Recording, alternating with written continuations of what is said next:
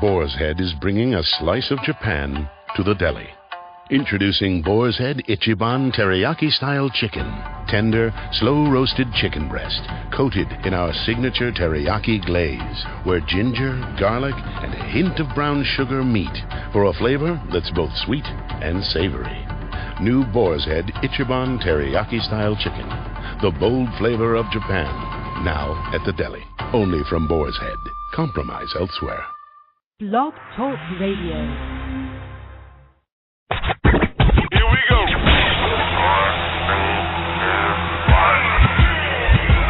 Blast off. This is True Capitalist Radio. True Capitalist Radio. I am your host, the man they call Ghost. The badass of business. Give him capitalism or give him death. That's it. Period. Broadcasting from his Skyline office studios in beautiful downtown Austin, Texas. You sound fruitier than a box of Fruit Loops, for Christ's sake. And now, he'll take it from here. Your host, the prognosticator of prognosticators, the man they call Ghost.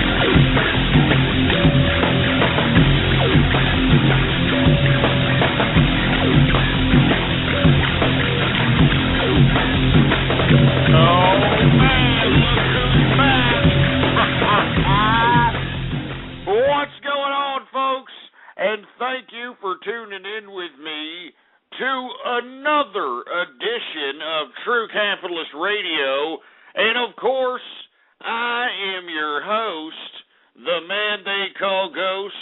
And once again, folks, I want to thank everybody for tuning in with me. Before we get started, I'd like for everybody to once again retweet the broadcast. All right, I mean, Jesus Christ, I've been gone so long. Last week was South by Southwest, baby. South by Southwest, the whole freaking world was there. The whole world was out there. And I had to be out there, too, to say the least, man. There was a lot of partying, a lot of drinking, a lot of events to patronize. I mean, you know, it's a great event, man. I mean, great events, plural, out here in Austin, man. I'm telling you right now. Anyway, Jesus Christ, I've been gone for a long time. And anyway, we're back here, folks, and I just wanted to say my sincerest apologies for being gone such a long time. I know I've been getting a lot of tweets from people that are like, come on, Ghost, stop being this way. Stop doing it. Stop it. Well, I'm here now. All right, Ghost? I'm here. All right? I'm here now, Ghost.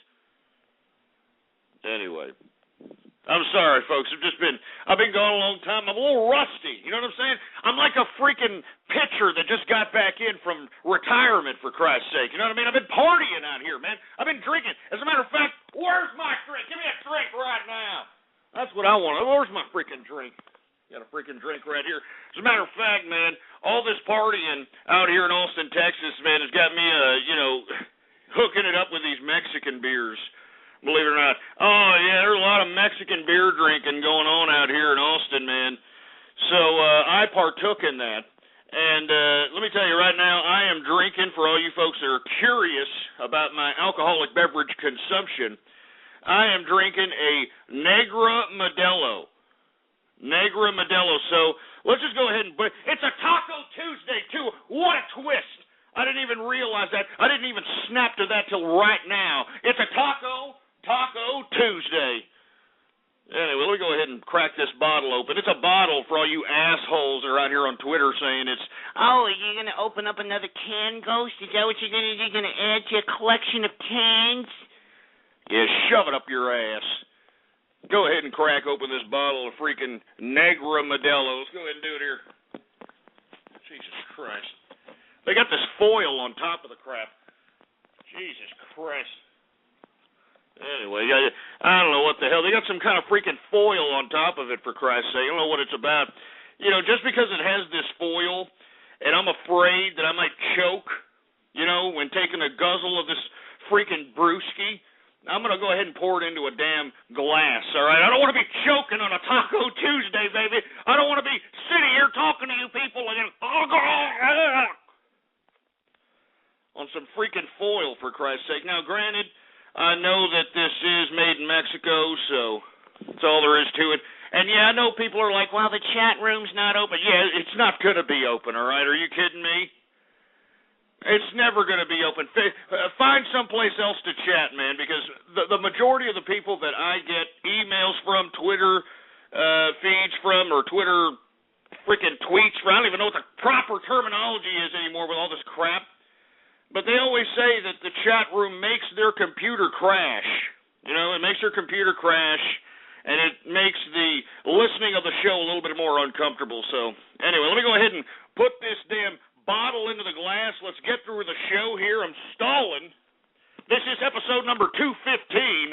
215 episodes of the True Capitalist radio broadcast have gone by for all the folks that are keeping track.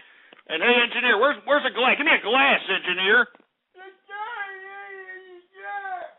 Here, give me that crap. Got me a glass here, boy. And of course, always crystal, baby. So let me go ahead and pour this in here. All right, Negra Modelo, baby. You got to love it. You got to love Mexican beers. All right? For Taco Tuesday, huh?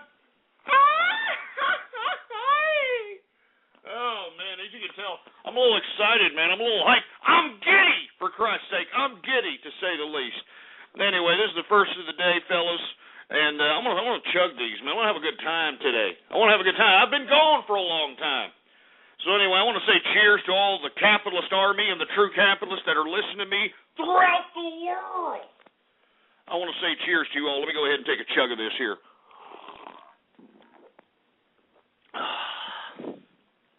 Oh, man, some good stuff right there. Oh, yeah.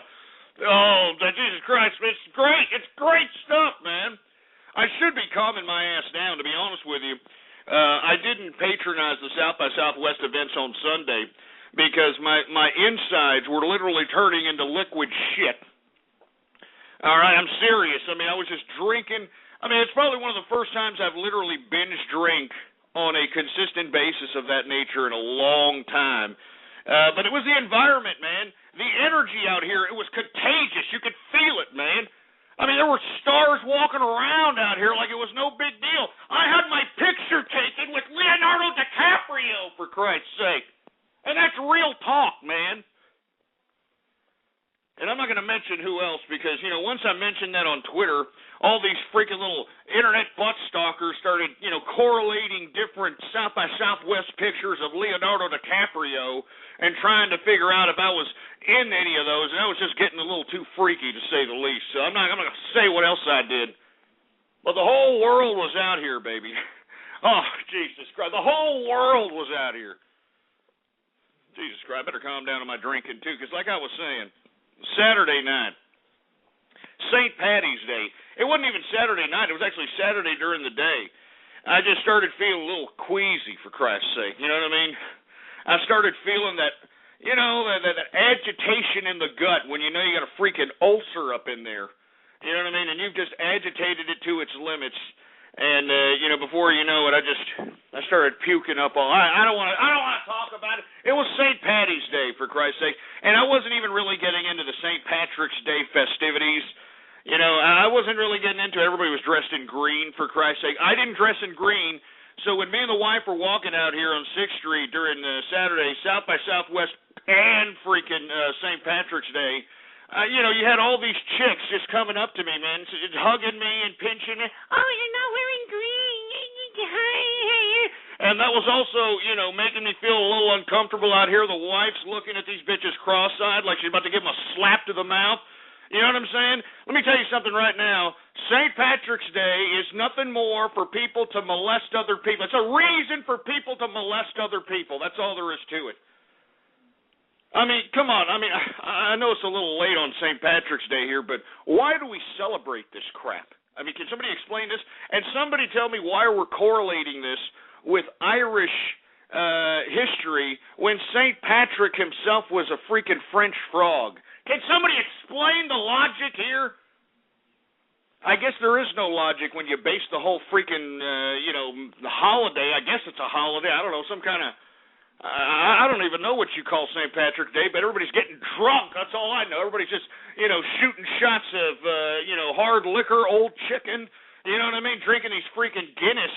That's another thing. I don't like Guinness.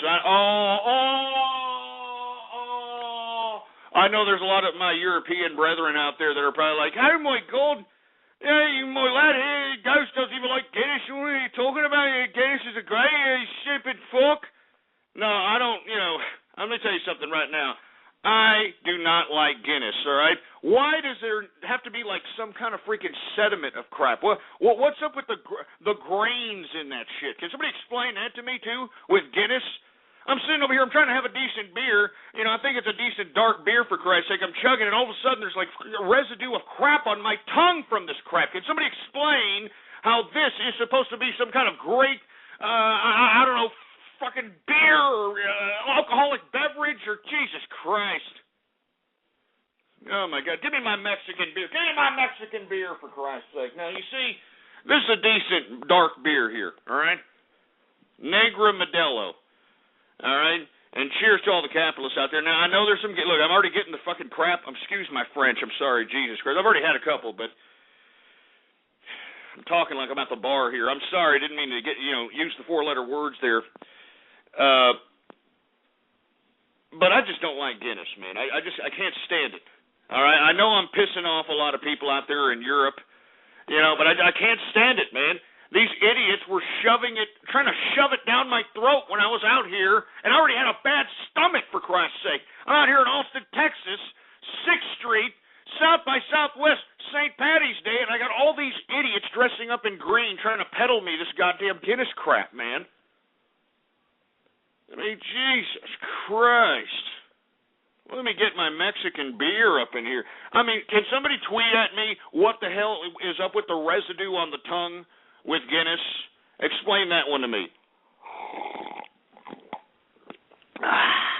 Oh, yeah. Now, that's a goddamn beer right there. Pretty good stuff. And, I'm a connoisseur, all right? You people that are sitting here tweeting at me that I'm a drunkest, shove it up your ass, all right? I am a connoisseur. I can appreciate the nuances of different beverages, especially libations and different spirits. But I don't understand any nuance when you're drinking an alcoholic beverage and there is like residue of crap on your tongue. Can somebody explain this crap? I mean, what is this? Some kind of freaking beer afterbirth? I mean, was it supposed to be some new kind of new nuance that I'm not getting, for Christ's sake? Jesus Christ. And all you people that are tweeting at me all this foul crap, you shove it up your ass, all right? You're the reason why I'm not opening up this chat room, you people. Tweeting all this foul crap to me, for Christ's sake. You people are a disgrace. Anyway, before we get into anything else, I'd like for everybody to please retweet the broadcast, all right? Go to the social networks, go to the forums, go to the blogs, and spread it around like wildfire. And let everybody know that True Capitalist Radio is in effect and in the house. All right, and of course, for all you fat jelly-ass M-bones that are too lazy to open up another freaking window in your browser, all you got to do, it's all kinds of little buttons underneath the player right there, scumbags. All right, I'm talking about you lazy pricks. I'm not talking about the folks that are kind enough to go out here and retweeting and doing what they have to do. I appreciate you folks. I'm talking about these scumbags that are just sitting there and like, I don't want to do nothing. You know what I want to do is I want to make me a new account. I want to make me a new account, and I'm going to go out there and troll Ghost with a new account. We're like, Sandusky Bath Boy. Yeah, that's what I'm going to do. Instead of retweet, I'm going to make myself a new account of Sandusky Bath Boy. You stupid idiots. Anyway, there's all kinds of little buttons underneath the player right there in front of your face, all right? You got all kinds of Google Plus buttons, Facebook like buttons, retweet this button, share this buttons, email this buttons. Use and abuse those freaking buttons, baby, all right? It's just a freaking click, for Christ's sake. Jesus Christ, you people are pissing me off already. I haven't even taken any calls yet. Anyway, before we get into anything else, let's go ahead and get right to the markets, folks, because I know there's been a lot of people tweeting at me saying, hey, what's up with the markets, Ghost? I mean, what's going on here? Well, what did I say? I said we're going to see some bull running out here. All right, we're going to see some goddamn bull running, and that's exactly what we've been seeing. But today in general, we're seeing an all-out sell-off. Now, why are we seeing such a sell-off today? Well, hey, we've been seeing a bull run, baby. Everything's been going up. I mean, Dow Jones Industrials has been over 13,000. NASDAQ hit over 3,000, baby. I mean, come on, man. I mean, S&P is at 1,400. I mean, this is not a joke, all right? I mean, I expected this. Now, today, of course, we saw some retractions, and the reason that we saw retractions is because of a lot of different factors. And we have to review what happened a little bit last week to kind of talk about what's happening this week. Anyway, folks, we heard for last week from Ben Bernanke that Ben Bernanke was, I don't know where he was pulling this out of his ass. I mean, to be honest with you, I don't understand what Ben Bernanke is suggesting here, but last September, I mean, let's X out last week for a second. Let's take it even further back to last September when he announced that he was going to keep interest rates low till 2014, which suggested that there was possible for more quantitative easing. I think there's still possible, outcomes that'll ensue that scenario, but inevitably, back in September 2011, he said that he was going to extend these low interest rates that are already at historic lows until 2014. Well, come last week, I don't know where these people are getting their economic data, but they actually feel that there is enough economic growth in this modest upswing that we are seeing here currently in our economy that they are going to push back that 2014 deadline to potentially raise interest rates to 2013. I mean, that means that, the Federal Reserve is contemplating raising interest rates by 2013, which means that when they raise interest rates, folks, that means they're going to raise the amount of money that people can, the interest rate, rather, that people get loan money from banks and other financial institutions. This rate gets raised to whatever the hell they're going to raise it. I'm speculating 15% plus is going to be the future interest rate whenever they decide to raise it. I mean, it could be more than that. It could be 20%, but I'm not trying to be a hyper-sensationalist here. But I definitely do believe that it's going to be somewhere 15+% when the Federal Reserve finally increases the interest rates, all right?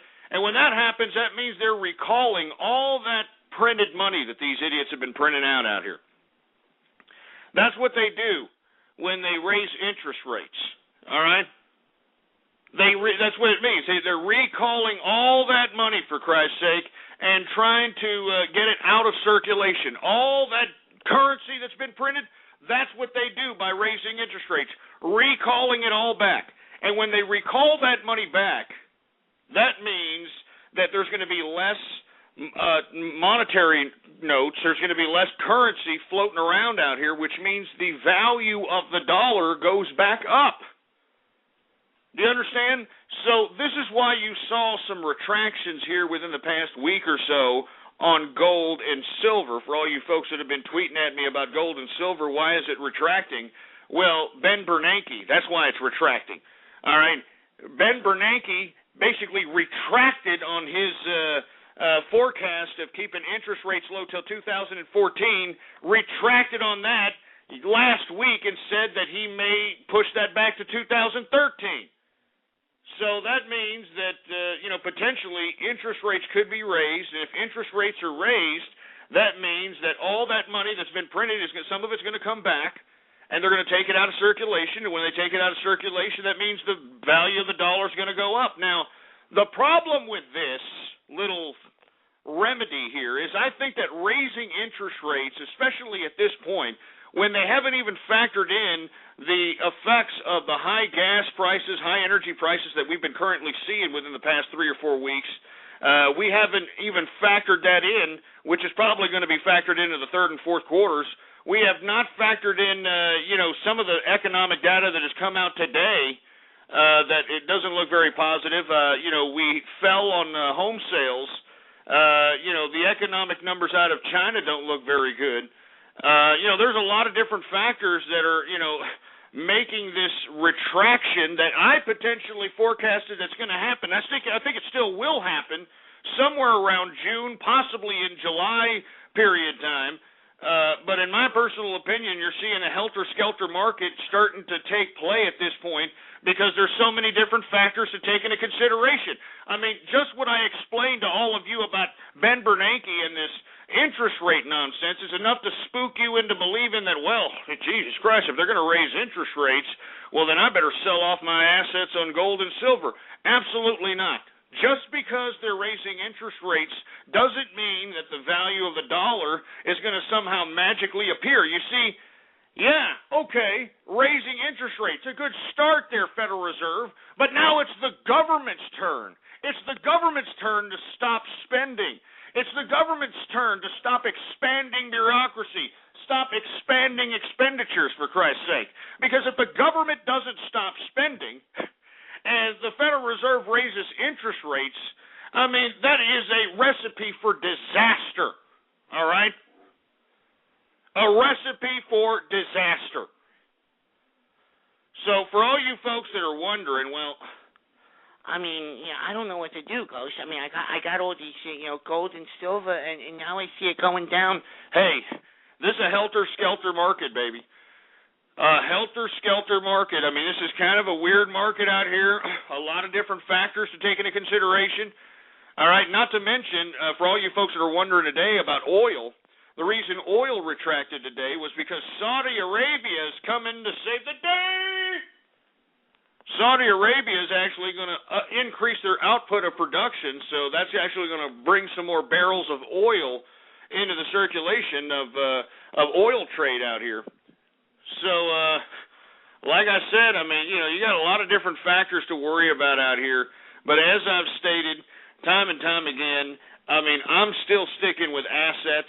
I refuse to believe that the government is going to somehow not just decrease its spending. Not only does it have to cut its spending, it has to somehow broaden the tax base while at the same time cutting personal and corporate income taxes. I mean, seriously, this is what you have to do to bring back this economy. It's as simple as that, ass clowns. Jesus Christ. Okay, I get where the Federal Reserve is going here. It's saying, we're seeing moderate growth. We'll take into consideration some of the high energy costs, but as far as the United States as far as global economic trade is concerned, it looks like the GDP may grow at a rate as opposed to retracting. Okay, I get it, but Bernanke, what about our government? All right, what about our government not stopping spending out here? All right, increasing bureaucracy. Can somebody explain this to me, for Christ's sake? I mean, last week we had Dave Cameron, which, believe it or not, I actually admire Dave Cameron. I wish we had Dave Cameron or a Dave Cameron-esque type of a political ideology out here in America, being able to whip us back into fiscal shape out here, but we don't. But this gala that the White House threw for Dave Cameron and all these people, how much did that cost? Where George Clooney was. Remember last week George Clooney got arrested? What a propagandist piece of crap. Jesus Christ. I mean, you couldn't get more of a setup arrest in my life. This guy, a couple of days before he got arrested for supposed Darfur protest or whatever he thinks he's involved in, he was at the White House at the gala with the Obamas and Dave Cameron. And then 2 days later, he's out there in Washington, D.C., getting arrested. What a bunch of set-up crap. And any of you people that fall for this stuff, you people are idiots, and you deserve any totalitarianism that comes your way, for Christ's sake. But let me tell you something. Us as capitalists, we will not go quietly in that good night. I'll tell you that right goddamn now. Anyway, now that I've gotten my tirade out of the way as far as it relates to the recent bull run, and now that we're seeing a retraction here, let's just go ahead and get through the markets really quick, and we'll get on with the show, and I'll take your calls, all right? Anyway, Dow Jones Industrials is down today 68.94 points, a percentage decrease of 0.52%. closing out today at 13,170.19 points for the Dow Jones Industrials. We got the S&P 500 down today 4.23 points, a percentage decrease of 0.30%, closing out the S&P 500 at 1,405.52 points for the S&P. The NASDAQ, baby, the NASDAQ is down 4.17 points, a percentage decrease of 0.14%, closing out the NASDAQ at 3,074.15 points for the NASDAQ. I mean, this ain't no joke, baby. This is not no joke. Anyway, let's talk a little bit for our European brethren across the pond over there. Oh, yes, the FTSE 100. Well, it's down today. Oh, yes, it's down today, 63.50 points. A percentage decrease of, oh, geez, I don't even know the decrease. I just know it closed out at 5,844.50 points for the FTSE 100. Well, I didn't realize you didn't know the percentage, you know. Is it a metric thing or what? Oh, yeah, shut up, you stupid yank. All right, anyway, the DAX. Let's get to the DAX, for Christ's sake. Schlagen, Volkswagen. The DAX is down today. Jesus Christ, 80 points. All right, closing out at 7,086.50 points for the DAX index. I mean, Jesus Christ. Everything was down. Everything. I mean, let's take a look at commodities. I mean, you'd think that maybe you'd, get some commodities plays going on, right? Wrong. Of course, the only thing that was up was cocoa, which, I've been talking about cocoa for the past couple of months, for 3 months, for Christ's sake. 4 months. Anyway, let's get to energy first, all right? Brent crude futures are down today $1.67, a percentage decrease of 1.33%, closing out Brent crude futures at $124.04 per barrel of Brent crude oil. We've got gasoline futures down $9.25 today, a percentage decrease of 0.89%. Yeah, let's see if that affects the price at the pump, right? Anyway, heating oil down today, $2.25. That's a percentage decrease of 0.69%. Natural gas down 2 cents today, a percentage decrease of 0.89%. And we've got WTI sweet crude down today on the news that Saudi Arabia is going to increase its output of production. WTI is down $2.26, a percentage decrease of 2.08% on the day, closing out WTI at $106.30 per barrel of WTI sweet crude. All right? Now, let's get to agriculture, shall we? Because I'm trying to get through these as much as possible. I've been gone, baby. I've been gone a long, long time, and I want to take your calls. Well, some of you I do. The others, you already know. I don't even have to tell you. You know the show. You just look in the archive, for Christ's sake. Anyway, canola. All right, canola futures are down $10.70 today, a percentage decrease of 1.78% today, which is a common theme, baby. It's just negative all around, except for cocoa, huh? What did I say? What have I said about cocoa futures, huh? Good God. I don't even have to remind you, but the prognosticator of prognosticators strikes again. Anyway, cocoa is up $83, all right, a percentage increase of 3.63% on the day. That's right. The only thing that was up besides coffee, and we're about to talk about John Coffee right now. Anybody like to drink a John Coffee? Well, it was up a little bit today. It wasn't up that much, but up a little bit today. John Coffee was up 10 cents, a percentage increase of 0.05%. And let me tell you, I can't stand coffee. I don't understand why these jerk-offs love it so much. I mean, you should have been out here South by Southwest and seen the coffee shops out here. It was a disgrace. I mean, these stupid fruity hipsters, I'm sick and tired of these hipsters, man. What's going on with that? I mean, come up with some original fashion attire of your own? How about coming up with some original ideas of your own there, jerk dicks? Jesus Christ, I need a drink on that note, for Christ's sake. Give me a drink.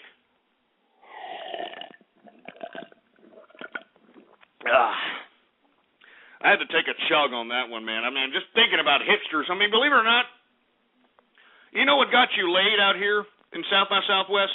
You know what was getting guys laid? Those stupid freaking thick-ass little hipster glasses. You know what I'm talking about? You know, the ones that look like Buddy Holly.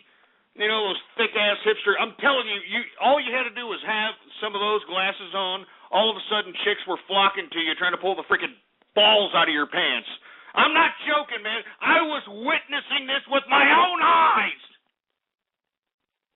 Jesus Christ. Can somebody explain why this is happening, too? What's up with this? Huh? I mean, everybody looking like Buddy Holly, for Christ's sake? Is that what we're doing here, huh? We're turning into Weezers, huh? What's that idiot's name? Pussy Cuomo. What the hell is that? You know what I mean? Ooh, I look just like Buddy Holly. Oh, and you're Mary Tyler Moore. I don't care what they say about us anyway. I don't care about that. I mean, give me a freaking break. Jesus Christ, man. I'm sorry. I know there's hipsters that are listening to me right now saying, "You stupid schmuck, I wear those glasses and you're calling me a schmuck. You fuck you." I'm sorry for the curse words. I'm just paraphrasing. But hey, man, look. I hate trends. You understand what I'm saying? I just don't like trends, and especially trends that people are following. I mean, I almost wanted to, take a camera out, all right? I wanted to take a camera out and just started going up to these people out here at South by Southwest and just asking them, "Can you give me your glasses really quick?" And I literally wanted to look through them and see if they were prescribed or they were a bunch of crap. And they were just wearing them because, oh, well, everybody else is doing it. So if everybody else is doing it, you shut up. Oh, my God. Anyway, and look, here we go. I'm the bad guy now. Here we go. I'm getting tweets from people that wear these glasses, for Christ's sake, because I'm the bad guy, because Jesus Christ. You can't win for losing out here in this world anymore, man. Jesus Christ. Sometimes I feel like I want to move out to like Montana somewhere. You know what I mean? Wyoming. You know what I mean? Population 2. You know, me and my wife. You know what I mean? That's it. Jesus Christ. Anyway, where the hell am I at there, engineer? I'm losing my place because these people are sitting over here. Oh, you're making fun of me, you schmuck. Where the hell am I at? Oh, that's right. I'm at corn here. For all you folks that are wondering, corn is down $16, a percentage decrease of 2.41% on the day, and that's a good sign. I like seeing that. We need that corn price to come down even more. All right. I mean, seriously, I want to see that corn price coming down. Wait a minute. Hold on a second. I have to stop because I'm getting all kinds of people tweeting at me. Now they're tweeting at me. I mean, these are real people that are tweeting at me right now. Ghost politics, all one word, no underscores. We are live here. These guys they're tweeting at me, and I didn't even realize these people are listening. They're wearing these freaking little hipster glasses, and a lot of these people that are wearing the hipster glasses, they're wearing the freaking fedoras, for Christ's sake. Oh, Jesus God. Oh, my God. I don't even want to do this show. I mean, do you understand why I don't come up here that often, that much anymore, for Christ's sake? I mean, what happened to originality, for Christ's sake, man? Everybody's freaking following each other for... Man. I mean, really. I mean, freaking hipsters, man. Jesus Christ. Oh, man. Hey, look at everything. How many of you people are out here? How many of you people are out? Give me the freaking mic, for Christ's sake. How many of you hipsters are out here, for Christ's sake? I didn't realize there were this many people that were a contingent of the broadcast out here. Jesus, give me a drink. That's just, give me the freaking drink.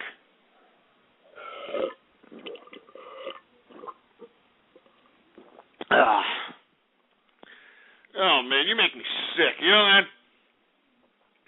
I mean, do you understand? I had to deal with these pricks. I was walking around Austin with my wife out here, and these freaking hipsters, man, they were all around me, man. I mean, the stench of them, you know what I mean? I mean, the mixture of all the douchebag unisex colognes, or I don't even know if you call unisex fragrances colognes anymore, but the clashing of them. I mean, it was just like, Jesus Christ, it was like a fruity, Jesus. I mean, I don't even...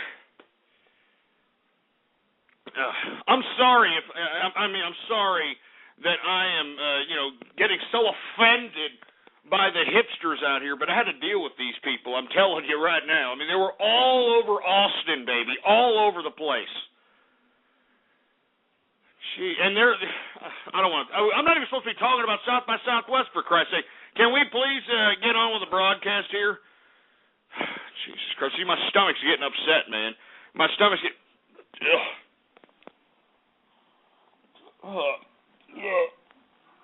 I mean, you see, my stomach's getting all upset, for Christ's sake, man. You see, last week, man, I was binge drinking, you know what I mean? I was drinking a lot, and not just drinking in the sense of, like, hey, I'm having a few cocktails and then crashing out. I'm talking about, like, freaking, Frank the Tank.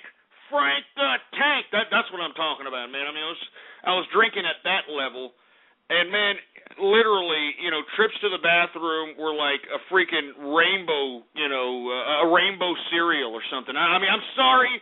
I don't mean to be so graphic, for Christ's sake, but literally it was like, a horror show, a complete and utter horror show in there. And, I had to take a break. And now that I'm starting to drink, I haven't drank since Saturday. Now that I'm starting to drink, for Christ's sake, it's starting to get to me. You know what I mean? It's starting to get to the old bread basket, to say the least. You know what I'm saying? Starting to get to the old bread basket. Oh my God. Oh, my God. And look at the people are like, oh, you're an alcoholic much? I'm not an alcoholic. You see, I don't do this often. You understand? I'm a connoisseur. I appreciate the libation. You understand? It was South by Southwest, man. It was their fault. It's the event's fault, not my fault. I mean, booze was pouring plentiful out here, for Christ's sake, man. And not to mention not only booze, but, man, you could smell the whiff of tetrahydrocannabinol in the air everywhere out in this joint, man. Seriously, contact buzz just walking the freaking streets. All right, and that's real talk.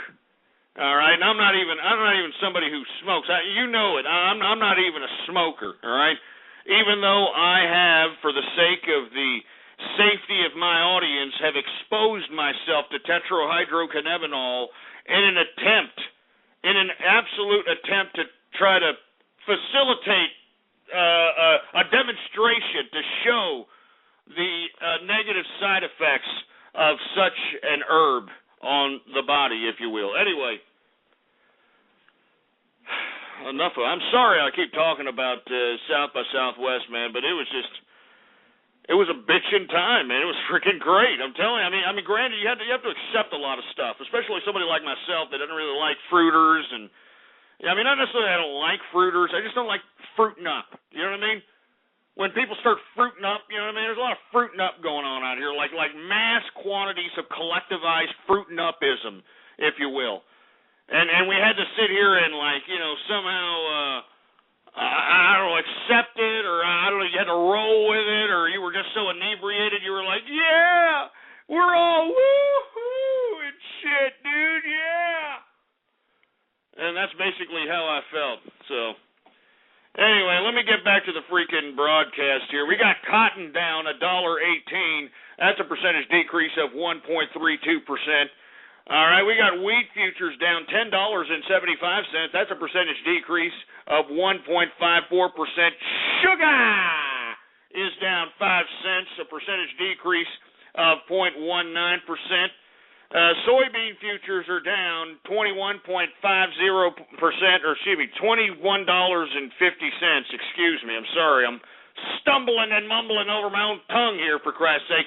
Soybean down $21.50, a percentage decrease of 1.57% on the day. Lumber is down $7.80. That's a percentage decrease of 2.87% on the day. Oat futures are down $3.25, a percentage decrease of 0.97% on the day. We got soybean oil futures down $1.07, and wool. It looks like the bullnose bull dykes did not come out because wool is unchanged today. Wool is unchanged today, so no Rosie O'Donnell. And you would think that Rosie O'Donnell would have all the time of the world since Oprah is blaming her for the O Network going down the proverbial toilet. Now, did y'all hear about that one? Woo!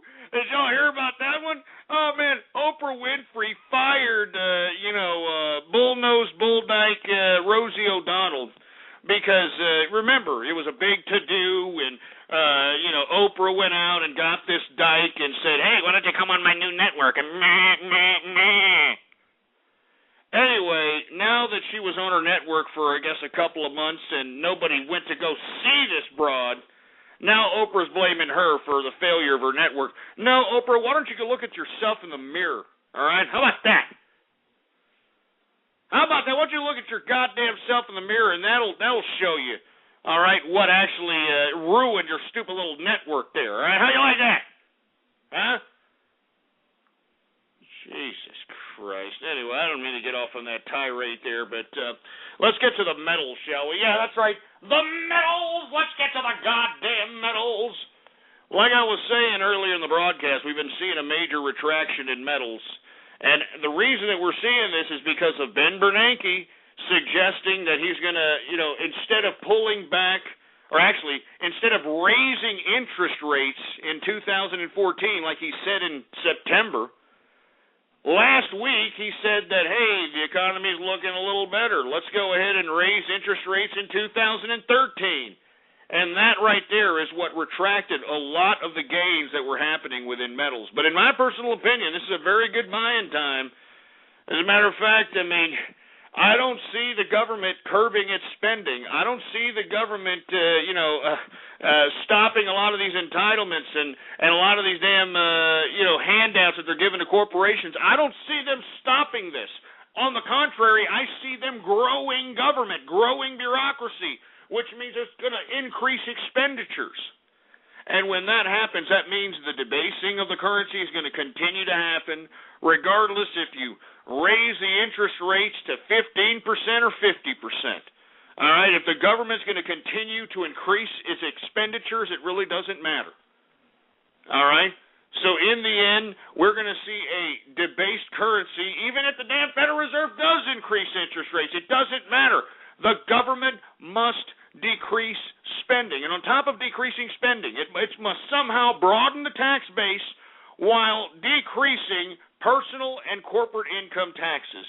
You do all those things, I guarantee you, not only will you see, first of all, curbing on this debt, but we'll actually see some economic productivity. All right? Anyway, let's get to the freaking copper, shall we? Copper is down today, $7, a percentage decrease of 1.79%. And the reason copper's down, a lot of that has to do with the retraction that we're seeing, or the curbing in the growth of China. And a lot of investors are reacting to that. And as a matter of fact, a lot of this equities retraction, commodities retraction, has a lot to do with that, on top of the negative numbers that came out today in the real estate sector. But inevitably, there's all these different factors, man. You have to take this all into consideration. This is what's making this a helter-skelter situation. A lot of people are impulsively reacting, and this is why you're seeing such volatility. And on top of people impulsively reacting, you don't have much volume out here. when you don't have volume, news reports and earnings and, Ben Bernanke and these types of things actually have major impact on markets, which it shouldn't. It should have a slight impact because we should have an exuberant amount of volume across all these markets, but we don't, all right? And why don't we? Because we don't educate the American people or the people on the globe in general how to participate in this financial system. Because if we did, we would see a little bit more stable of markets out here. I honestly believe that. When you don't have many people participating in the markets, then that means there's low volume. There's not that many transactions happening. Jesus Christ. This is just, I mean, where's your economics teacher? You know, the bad part about having economics teachers, they just like to show shit you don't know. They like to prove to you, like, how smart they are compared to you. That's what most economics teachers are. Oh, yes, don't you know about the economic recession in Japan in 1992 actually had an effect? Yeah, great, all right? We get it. Why don't you make us understand how to, calculate all these different factors and how it affects different economies there, jerk off, instead of sitting over here regurgitating nothing more than spit back knowledge that you read out of a freaking textbook. Jesus Christ. Anyway, let me continue on here. We got gold down today, and of course the reason we have gold down is because of Ben Bernanke. And of course the investors are reacting accordingly. Anyway, gold is down $16.30, a percentage decrease of 0.98%, closing out gold at $1,651 per troy ounce of gold. All right. Now let's continue on. We got silver down today, 79 cents, a percentage decrease of 2.41%. All right. I mean, Jesus Christ. I mean, closing out silver at $32.16. I mean, the investors are definitely reacting to Ben Bernanke out here. They're definitely reacting to Ben Bernanke out here, for Christ's sake. It's not a joke. All right. But in my personal opinion, I'm going to tell you right now, if this government is not going to curb its spending, legitimately curb its spending, and I'm not talking about cosmetic cutting, I'm talking about legitimate reform, austerity, in the European sense. I mean, that's what we need out here, on top of which we need tax reform that will not only broaden the tax base, but decrease the personal and corporate income taxes, man. You do these things, it's that freaking simple. You'll curb the freaking deficit while at the same time increase economic productivity, man. This is just basic fucking basic freaking economics, man. Jesus Christ.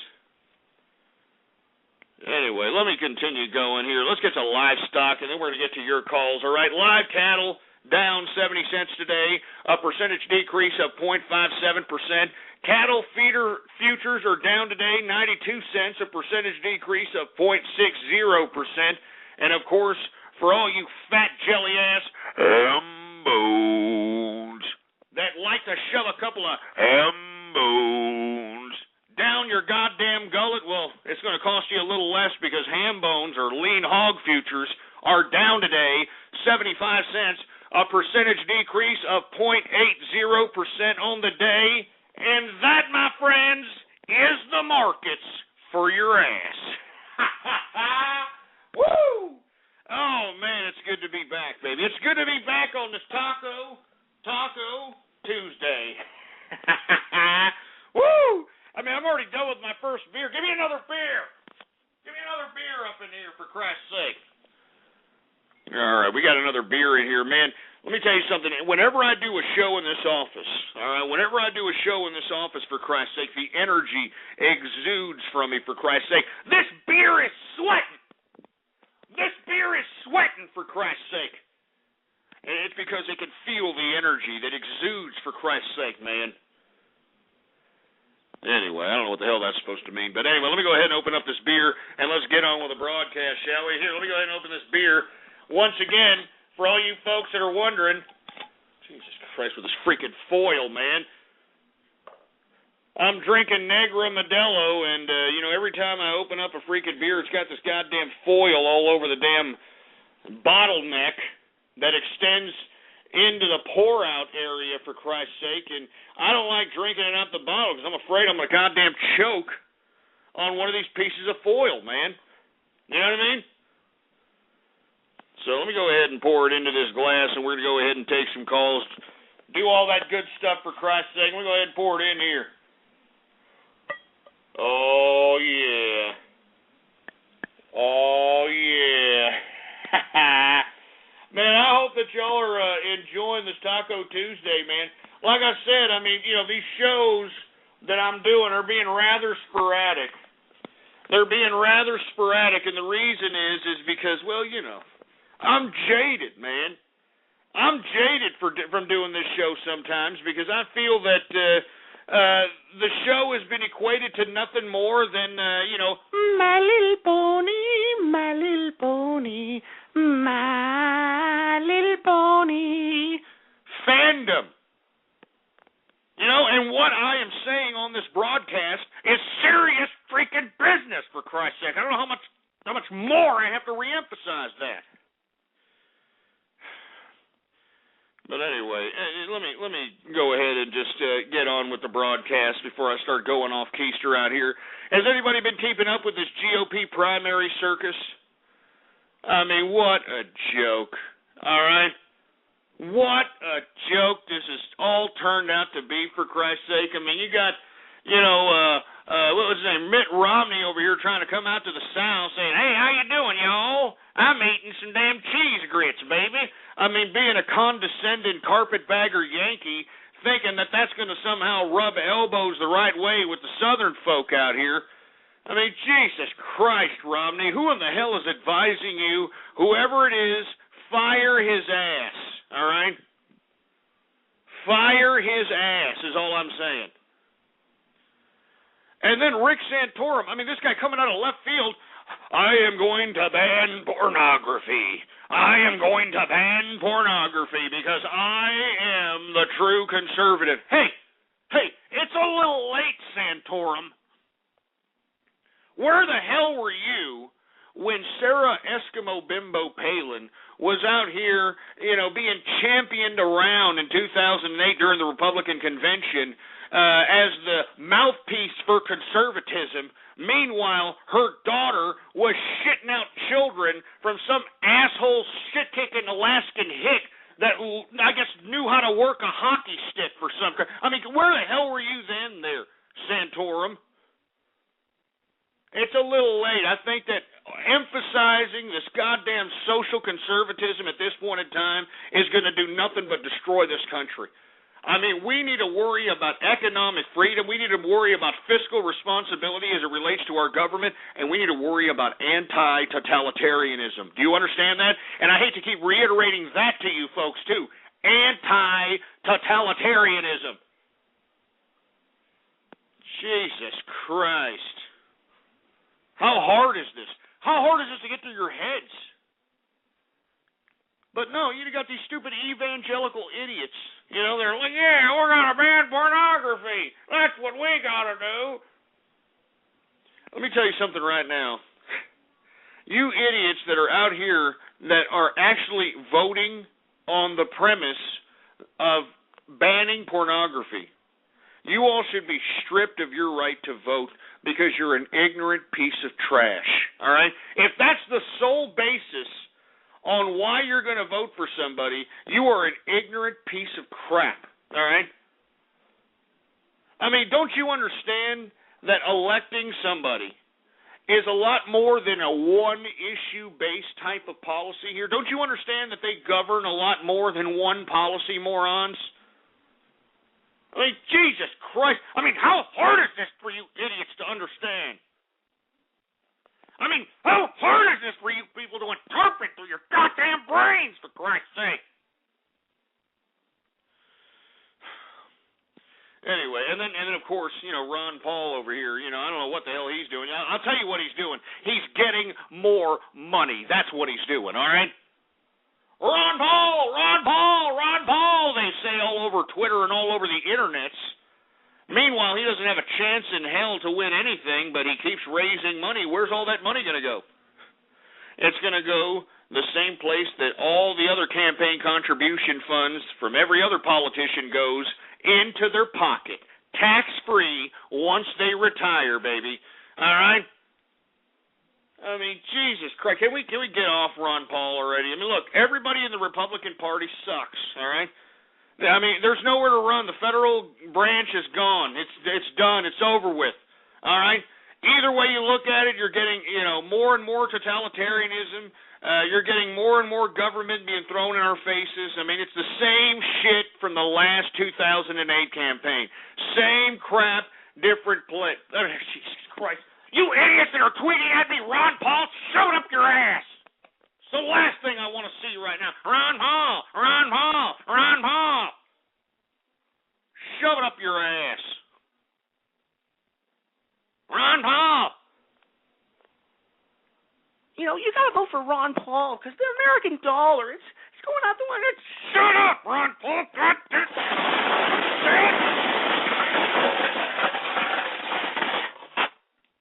Shut up, Ron Paul. Jesus Christ, man.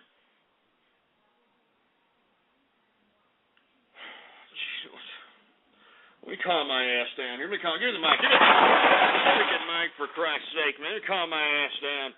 I mean, look, I'm just tired of hearing it, man. I mean, we've been hearing this for, the freaking past, it's freaking 4 years ago we heard this crap, and it went nowhere.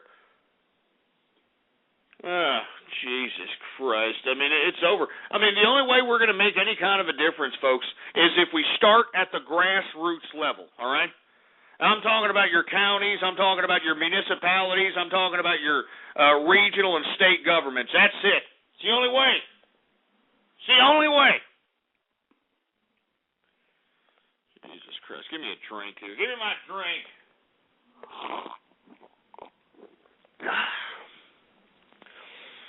Oh, man, some good stuff.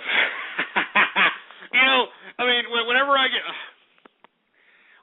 upset, all I got to do is just take a nice good drink of a good libation and everything's all good, baby. Oh, Jesus Christ. I mean, don't get me started on you people. But please, let's stop with the Ron Paul freaking... I'm going to go on. I'm not even going to acknowledge you people. Anyway, we're supposed to be talking about the GOP primary, the circus sideshow. The Illinois primary is tonight, and, something I want to mention before I start taking your calls is that last evening we got a hold of, and this was courtesy of Anonymous, of course, we got a hold of a web document that was dated March 20th. Mind you, this was posted on a website of an Illinois newspaper on March 19th.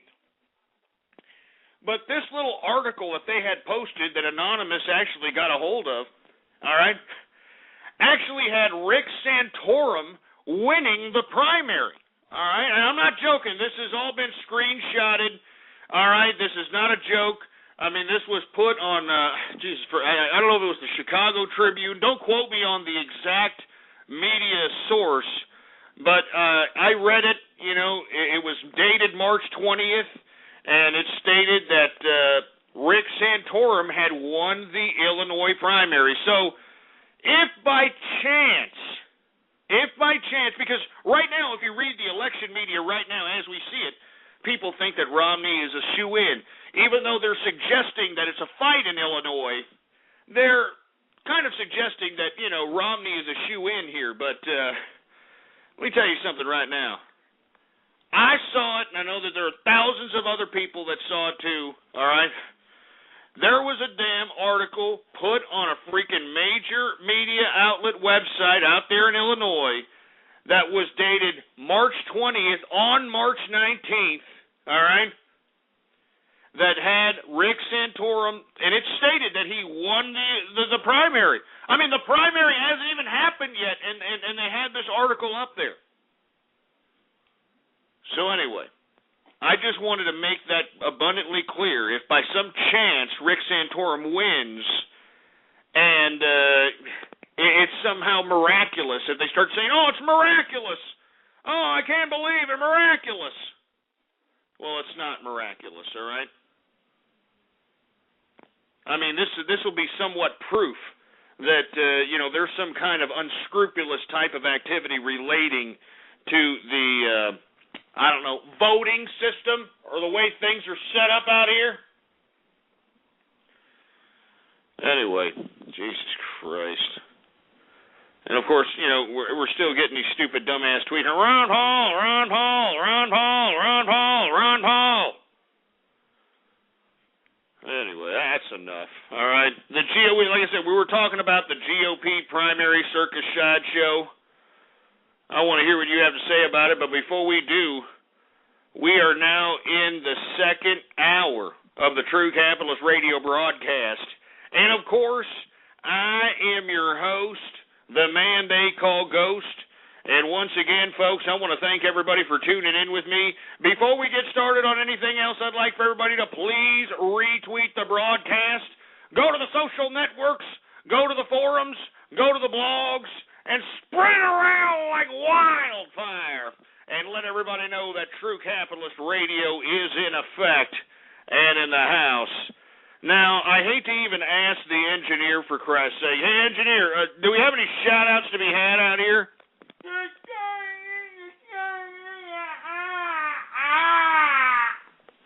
Well, according to the engineer, we do have some Twitter shout-outs to be had out here. And all you've got to do to get a Twitter shout-out is tweet at me with the hashtag Capitalist Army, all right?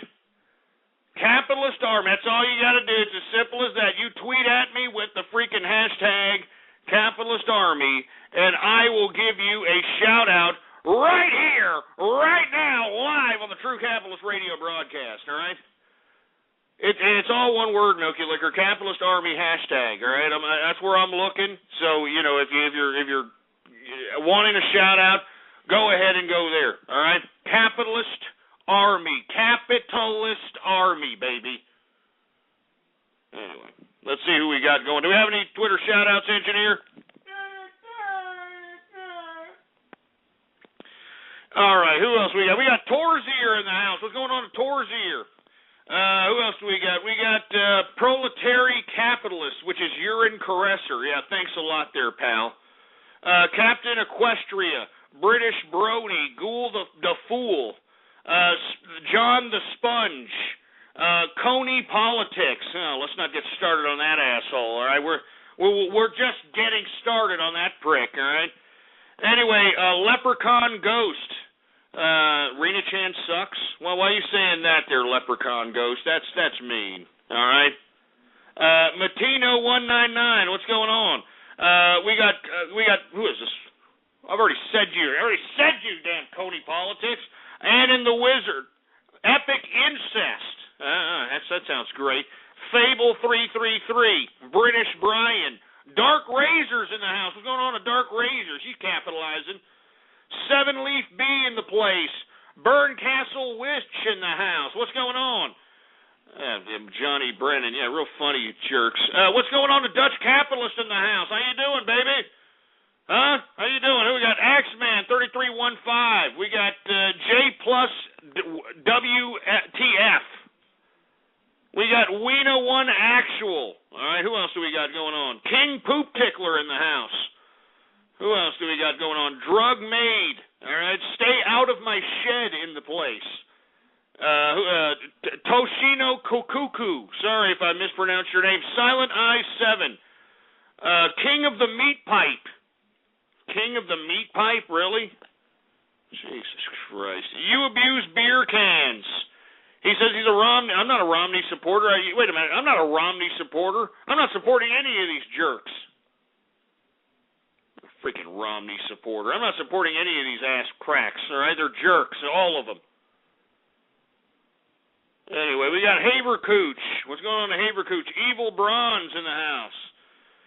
Jonesy GT, Vesper the Snake. We got Dr. Laser, Geno Blast. Who else do we got? We got Jew Bear. What's going on? We got B. Hollemans. What's going on, B. Hollemans? We got Respectful Steve. We we got Mexico. You son of a bitch. Mexico Best Shake. Mexico Best Shake, you assholes. I mean, goddamn, they just had an earthquake, you idiot. Mexico Best Shake, for Christ's sake. Good God, man. Sick, twisted pricks. See, I knew you were going to start. I knew you were going to start this crap. I should have known better for you freaking jerks. Give me the mic. Give me the mic. I mean, can you have any kind of consideration that this is my first day back? And it's a freaking Taco Tuesday!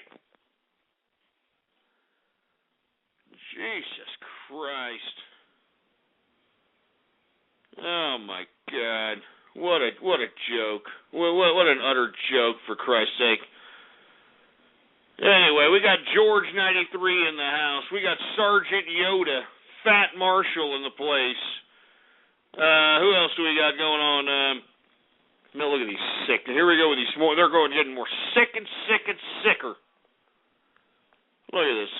Anyway, I'm not saying any more of these. They're starting to get disgustingly ill, for Christ's sake. I mean, look at that Mexico Burrito Shake, huh? I mean, the Burrito Shake Boogie. I mean, these aren't funny names, you damn it. These aren't funny names, you stupid morons.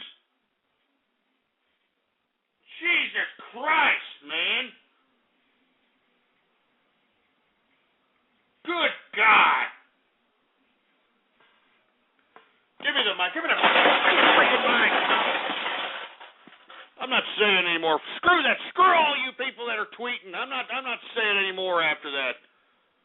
I'm not saying any more after that. You people are sick. All right? You're sick.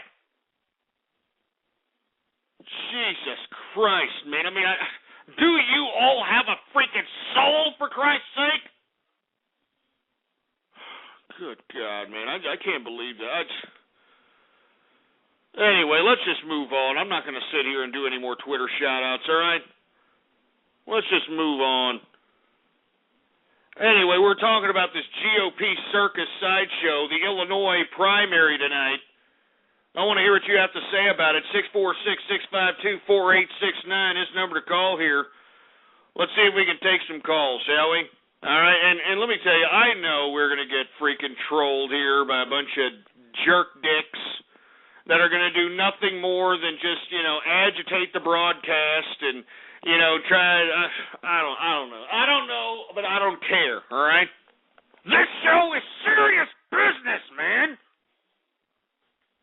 and we're going to keep it that way. All right. We're going to go through painstaking efforts to make sure that we keep it that way. Let me go ahead and freaking get a freaking call here. Let's see what people have to say about the GOP circus here, huh? See if anybody has anything to say about it. Since we're headed down a totalitarianism road, let's see if anybody's taking any of this crap serious. Jesus Christ. Do we have any calls, engineer? All right, we're going to take some calls right now, all right? We got area code 301. What's up? Me? Yeah, it's you. What's up? How you doing? I heard a lot about you, man, on YouTube. I'm just... What's going on? What's the point? You heard a lot about me. What's going on? Oh, I'm sorry. Let me just catch up. Jesus Christ. I mean, what is this?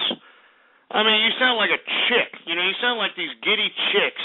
Whenever I grace their presence, they start giggling all over themselves whenever I'm in their presence. You know what I mean? I just can't. I mean, Jesus Christ. Nut up or shut up, man. All right? Nut up or shut up. Jesus Christ, man. Isn't this a man here? This is a man I was just talking to, right? Anyway, 518. Hey, Ghost. Yeah, I really don't think any of the GOP candidates are really worth any consideration right now. I mean, none of them are really bringing anything to the table, and the way things are, people seem just to kind of be saying things to say things at this point. I mean, throwing out all sorts of radical opinions, Rick Santorum being like a freaking theocratic law bringing into things. We got Mitt Romney just bringing nothing new around. I mean, I just might have to go Obama. I'm not old enough to vote, but, you know, I might just have to kind of leave things the way they are. Oh, man, I mean, I hate to hear that. I hate to hear that, but, man, I mean, because let me tell you, I would almost agree with that, but, man, Obama is implementing totalitarianism like it ain't shit, you know? I mean, he had the audacity, we're going to talk about this later, to send a message to the Iranian people trying to inspire some kind of freedom fervor, and yet, you know, our freedoms are being taken away from us everywhere we look. But I don't think so. I don't know what to say. I have to abstain once again on another presidential election. That's what it's looking to look like. That's what it looks like. I'll tell you who I am voting for. I'm voting for Sheriff Mack, baby. All right, District 21, Texas, because we need to vote out Lamar Smith, and we need to do it before the actual general election. We need to do it by the primary, and that primary, I believe, is May 20th, if I'm not mistaken. I could be mistaken, but I know it's May. You know, we're having all kinds of redistricting issues and court issues out here in Texas relating to the redistricting, so that's what's really pushing back a lot of these primaries. But that's somebody that I'm voting for, and look. We have to deal with these politicians at the grassroots level. I can't keep reiterating that. We have to do this, man. It's the only way you're going to make any type of a change out here. Local level. Let's take another caller here. 336, what's up? Ah, Jesus Christ. Here we go. Here comes the chorus of Helen Keller deaf mutes. I can just hear it now. Jesus Christ. 513, what's up? Chocolate. Here's the deal. It's going to set up, and then tomorrow, because we're still having money, we'll get tomorrow, okay? Mm-hmm. So, eat that chocolate. Did you already eat all the chocolate up there already? Mm-hmm. And then you'll get a dessert. Okay? Oh, man, we're interrupting this. Hey, look, talk to your mom and hang up the phone. All right? When you're talking to your mom, hang up the phone, for Christ's sake. Jesus Christ. Anyway, who else do we got here? 347, what's up?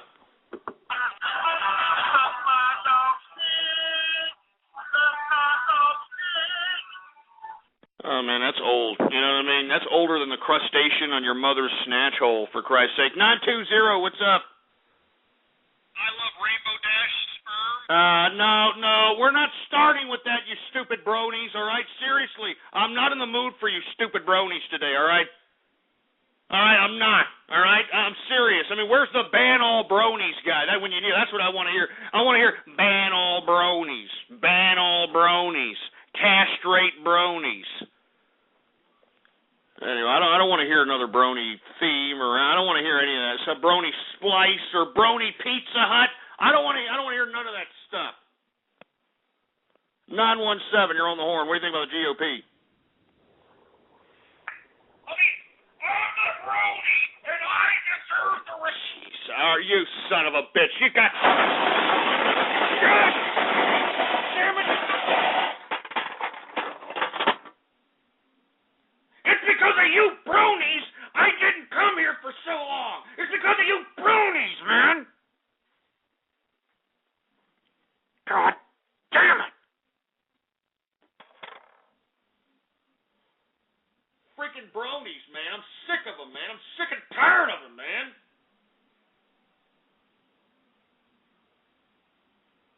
Just give me the mic. Give me the freaking mic, man. Look, this is a Taco Tuesday, all right? I haven't been around in a while, all right? The least you could do is show me a little bit of freaking respect. Filthy scumbags. We're supposed to be talking about the GOP primary out here, right? The Illinois primaries tonight. Scumbags. And I'm trying to take some calls to see what you stupid idiots have to say about it. But instead, this is what you're doing. You're doing the stupid... Look, I don't care if you're going to be trolling. Just no brony stuff, all right? Seriously, bronies, that's the last thing I want to hear. I don't want to hear about bronies again. You understand? I don't. Jesus Christ. Anyway, who else do we got? 718. Welcome back, Ghost. How's it going? Good, you? Not too bad, but, I got a whole bunch of bronies up in here trying to take a whiff of my butt crack. Gotcha. What's going on with you? Nothing much. Enjoying that you're back. I appreciate it, man. What do you think about the GOP out here? Well, I'm very proud of you. 815, what's up? You're on the air. Wait, me? Yeah, it's you. 815, what's up? Oh, I'm sorry, dude. I was laughing. That was kind of fucking funny. No, it's all right. It's cool. What's going on, man? You're actually the second person to refer to the GOP as a circus, and I couldn't agree more, honestly. Who are you voting for? Are you just abstaining, or what are you doing? What are you doing this election? I'm actually too young, but if I was gonna vote, I would vote for Sandusky. Oh, you sick son of a bitch! Get him off! Get this sick son of a bitch off! Yeah, real funny. Yeah, here we go with the Sandusky jokes, for Christ's sake. Yeah. When I was sitting here skimming through the goddamn Twitter shout-outs, I saw you Sandusky little Twitter names, for Christ's sake. Yeah, Sandusky for Rent Boy and all this other crap. Yeah, real funny, jerks. Jesus Christ. Anyway, I'm sorry, folks. This is the kind of crap that you just have to get used to, unfortunately. This is the internet. Anyway, I'm going to take a couple more callers, and we're moving on to the next subject matter, for Christ's sake. Who else do we got? 714, what's up? You're on the horn. Mi caballito, ha, ha, ha, ha, mi caballito. Rainbow Dash, is that funny? Rainbow Dash in the house. What's up, Ghost? Are you kidding me? Are you singing me My Little Pony bilingual style or some shit? You know it. Spanish. All about Applejack. Are you kidding me? You got to be joking me, right?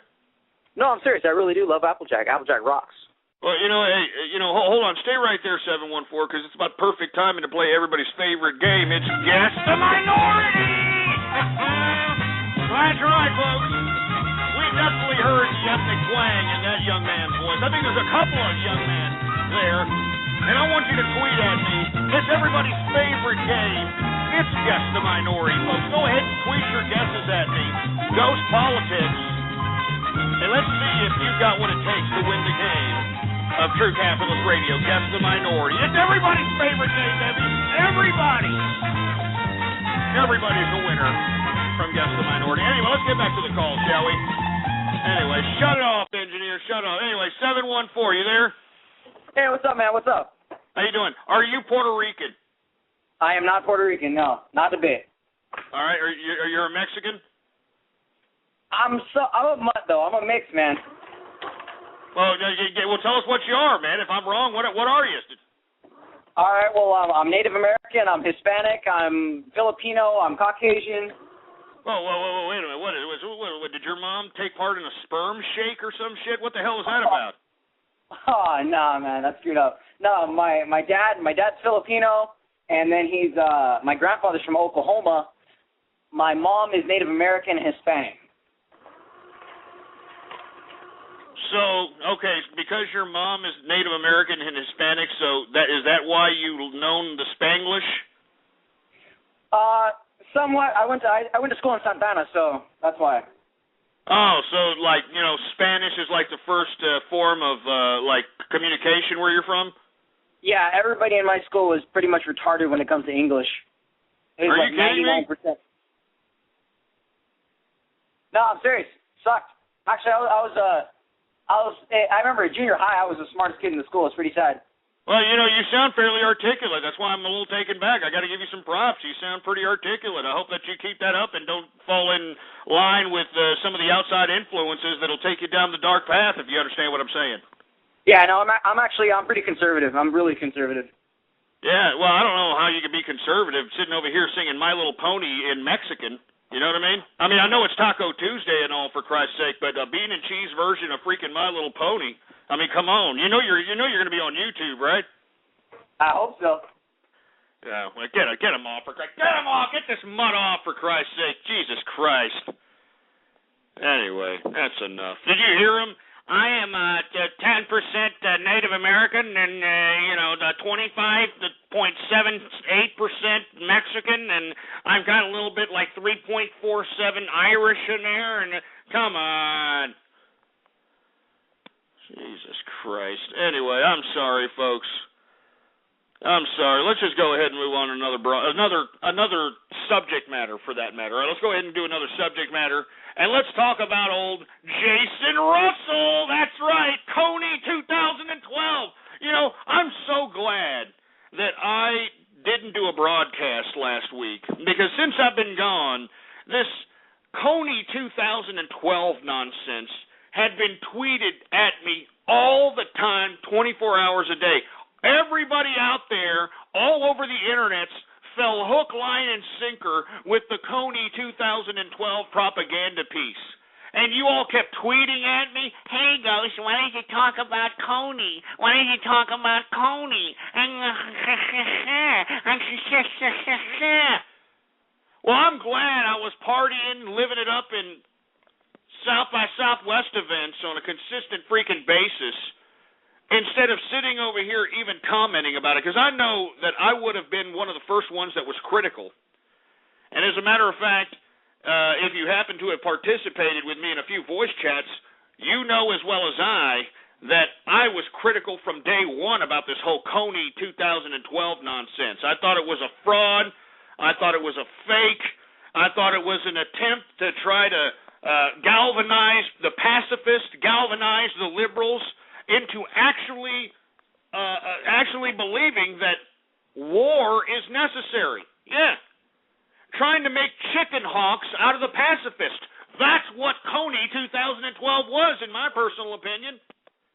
Turning all the fruity-ass, pinky leftists into actual chicken hawks that want to go to war.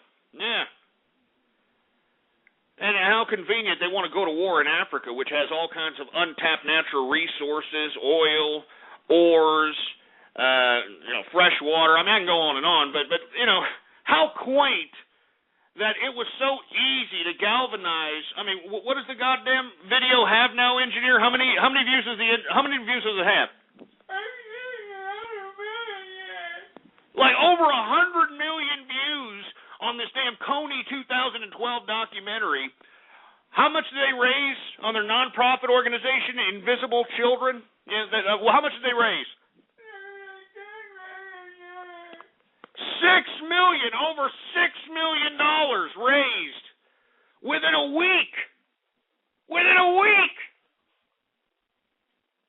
Well, all you people that were criticizing me throughout the whole week while I was sitting there doing a little dance, making a little love, getting down tonight, every night here on South by Southwest, and I wasn't tweeting about Coney, I hope that now that all this Pee Wee Herman episode relating to Jason Russell, I hope that this kind of slaps you stupid, dumb idiots back into reality, and I hope it makes you realize that you can't believe everything you hear, you dumb morons.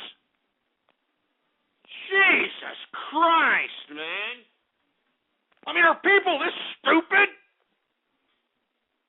I mean, all they got to do is just be presented some 30-minute piece of propaganda, and all of a sudden, we must follow, we must do. Oh, Jesus Christ.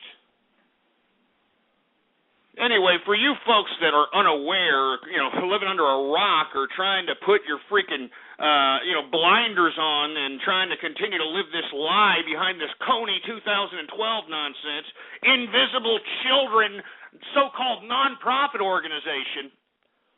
Well, Jason Russell, the creator of this goddamn documentary, this guy was arrested for going out in the streets of San Diego, buck naked, masturbating, banging on cars, talking all kinds of gibberish. If you haven't been following me on Twitter, I've been keeping people up to date with this, all right? I've been keeping people up to date with this, for Christ's sake. I mean, you see the footage. It's on my Twitter account, Ghost Politics, all one word, no underscores, for Christ's sake. It's sick. I mean, all that $6 million in that Invisible Children nonprofit donations, guess where it went? It went right to this idiot's obvious alleged drug habit. Huh? I mean, come on. You know, when you saw that clip, I mean, if he's not of sound mind, then he needs to be thrown into a mental institution for at least 6 months. I mean, if there was no chemical inducement to that mass hysteria and that, psychotic episode, then he needs to be thrown into a mental institution for 6 months. And I think that everybody needs to learn from this. Do you understand? I think that everybody needs to learn that you can't believe what you hear, all right? Even if it's presented in an emotional, exploitive way, all right? Don't fall for propaganda, assholes! Do you understand that that's the basis of liberalism? The basis of liberalism is to extort you of your emotion and then utilize that extortion to get you to do what they want you to do. Do you understand? That's the basis of liberal propaganda, leftist propaganda. Emotional exploitation. And not to mention that this stupid liberal over here, it looked like he wanted to make a little bit of a buck, in my opinion. I'm just saying $6 million in a week.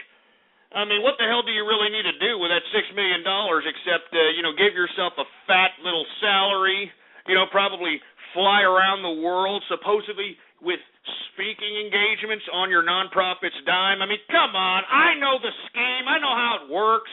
Can't fool me, you idiot. I know business. You understand? I'm the badass of business. And don't you ever forget it. Anyway, for all you people that are sitting here, justifying old Jason Russell's Pee-wee's Play With Himself episode, I'd like for you to give me a call right now, 646-652-4869. We're talking about Coney 2012, Invisible Children creator Jason Russell pulling a Pee-wee's Play With Himself out in the middle of the street in San Diego, getting arrested. And you know what his wife had the audacity to say on top of this? His wife had the audacity to say that, it was the stress of all the criticism that people were giving him towards his Coney 2012 film. All the criticism drove him to this. It's your fault. All you critics, it's your fault. Shut up, for Christ's sake. Anyway, I want to hear what you have to say about it. I know that there was a lot of people that were following me that tweeted me this crap. I want to hear what you have to say about it. 646-652-4869. Let's take some calls here. We got Jub Joe in the place. Hey, Jub, are you there? Yeah, Ghost, hello. What's going on, man? Hope how you doing, man? It's good to hear you. It's good to hear from you. Yeah. Glad I finally got on the show. This Coney stuff is a complete joke. And, you were talking about this emotional kind of way of influencing people and trying to get them on your side. It's one of those media symptoms, really, of this world that they do this across the conservative right and the liberal left. I mean, even just looking at the GOP, what you were talking about before, the way that those politicians try and bring about emotional issues to invoke the power of populism and people, and it's just a joke. They focus on issues that have no significance in people's lives. This is the GOP, of course, and too much acknowledgement afforded to those polarizing, vitriolic social issues that no one wants to hear about. And it's not things the government should be dealing with. Absolutely not. Don't you think there's something wrong with, leftists trying to induce the pacifists and the leftists of the far left, trying to induce them into warlike type of chicken hawk fervor?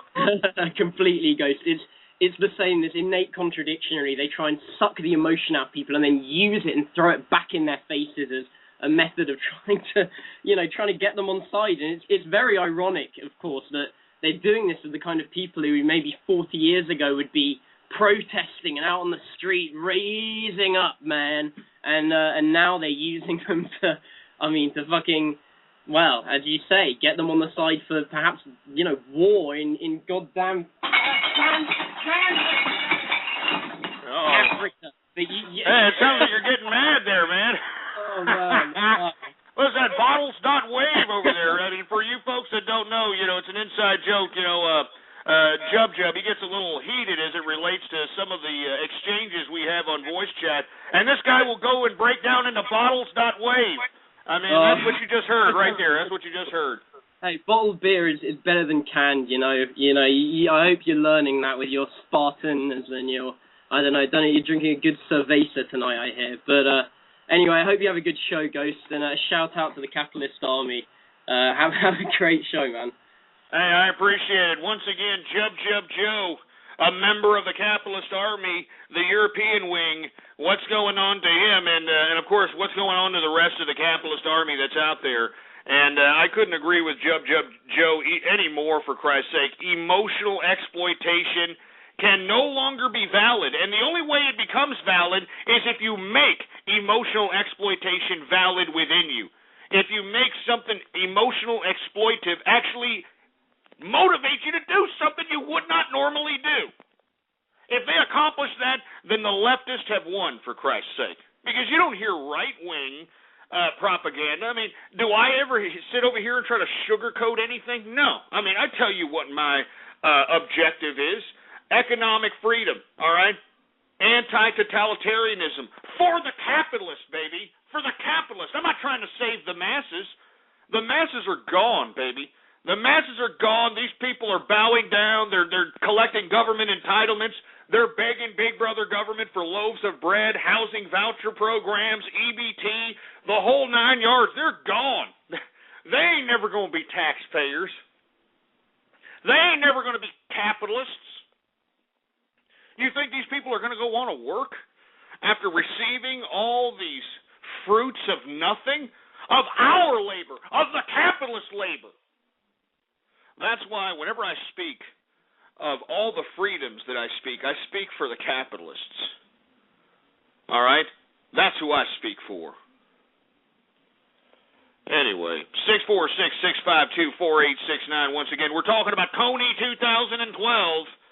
Not to get off keister here, but we're talking about Jason Russell arrested. He was queening out there on San Diego. Did y'all see that footage of this guy? He was freaking queening out, for Christ's sake. He was striking a pose. Did you see Jason Russell out there? Strike a pose.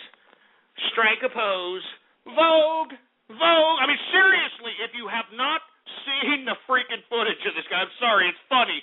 You have to see it. All right? I mean, classic, just random life right there. I mean, literally. I mean, how can you literally flush your life down the toilet with one bad salvia trip or whatever the hell this idiot was on? I mean, come on. Come on. Anyway, I'm out of brew while I'm at it. Let me go ahead and get another drink. Give me another beer. Give me more beer. All right, we got another beer here. And let me go ahead and open it now so that we can get started. Let me tell you something. It's a Taco Tuesday, baby. It's a Taco Tuesday, and I'm appreciating it. I don't know about you folks, but I'm appreciating this Taco Tuesday. All right? I'm hyped. I'm giddy, for Christ's sake. Anyway, let's go ahead and... Oh, yeah, baby. Oh, yeah, look at that. Look at a little bit of that, baby. And for you folks that are wondering what kind of brew that I'm drinking, of course... I'm drinking a little bit of Negra Modelo, all right? Negra Modelo. Anyway, let me go ahead and take some calls here and see what people have to say about Coney 2012 and old Jason Russell's Pee-wee Play With Himself episode on freaking San Diego. I don't know where the hell he was. I'm not familiar with the area. Anyway, 646-652-4869 is the number to call. Let's get area code 402. What's up? You're on the horn. Hi, Ghost. What's up? How you doing, man? Pretty good. This is Tanky Conductor, and I just want to say I'm blowing my brains out tonight in real life, so yay! Well, you're blowing your brains out in real life. Why are you saying that? Hey, wait, hold on. What are you talking about? You're blowing your brains out in real life. Hey, engineer, call him back. Call him back. We don't need anybody heroing on here, for Christ's sake, all right? Seriously, we don't need anybody heroing. We would like an explanation before the hero. I mean, believe me, I'm not against anybody heroing, but I'd like to know what the purpose is, what the explanation is, so on and so forth. So get him on the horn, engineer. Get him on the... is he hanging up or what? Oh, my God. What's going on, engineer?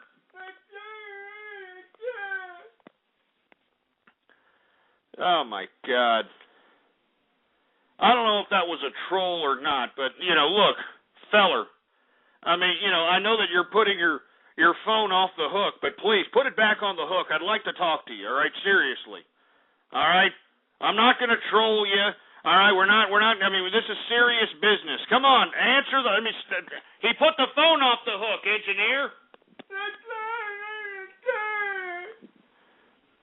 Oh my God, I didn't like that one bit. That is not something to troll about, you idiots. All right? Let's go ahead and see if we can get him on the horn here. No, he's not. He's put the phone off the hook, folks. He has put the phone off the hook there. Oh, my God. I'm sorry. You know what, folks? This, the show's taken a complete twist. I'm hoping that he's just messing around and just trying to troll like most of these trolls out here. But man, if you're thinking about heroing, please give me one more call before you hero. All right? I mean, you don't want to just go out and go out with nothing. You want to let everybody know why you did it, all right? You want to let everybody know why you did it, and you want to be proud of what you did, all right? And you want to, so that's why I want you to answer the phone. I want you to answer right now. Put your phone back on the hook. Yeah, he's put his phone off the hook, folks.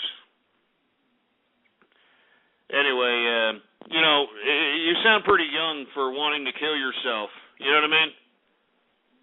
You sound pretty young for wanting to kill yourself, but if for some reason that you feel like you have to, at least leave a note, all right? At least leave a detailed note, if not a vlog or something, because, I hate you idiots that kill yourselves and you leave nothing. You know what I mean? You leave absolutely nothing. Like, you sit over there, you kill yourself, and there's like a note next to you, and then when you read it, it says shit like, strange things are afoot at the Circle K. You know what I mean? I mean, that's a fucked up suicide. That's like a troll suicide right there. That's what that is. Don't do a troll suicide. If there's any time in your life that you need to be serious, it's during the time when you're about to commit suicide, right? So come on, kid, I'm strongly advising you not to do whatever you're going to do, all right? All right? Please don't. But if you've got to, at least give us some documentation and some legitimate reasoning why. That's all I'm saying. I'm strongly discouraging not, all right?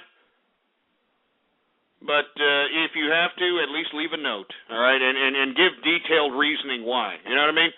I mean, even Kurt Cobain, even as ridiculous of a reason why he killed himself, at least he gave everybody a note. Oh man, Jesus Christ. Anyway, let me just. Can you just try to call him one more time, engineer? Because I sincerely, I'd like to talk to him. All right, can we kind of call him one more time?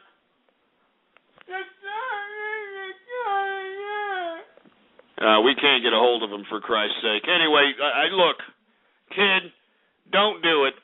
But if you're going to do it, leave a note, all right? Or a video or audio file or something. You know what I mean? Anyway, 213. Jesus Christ.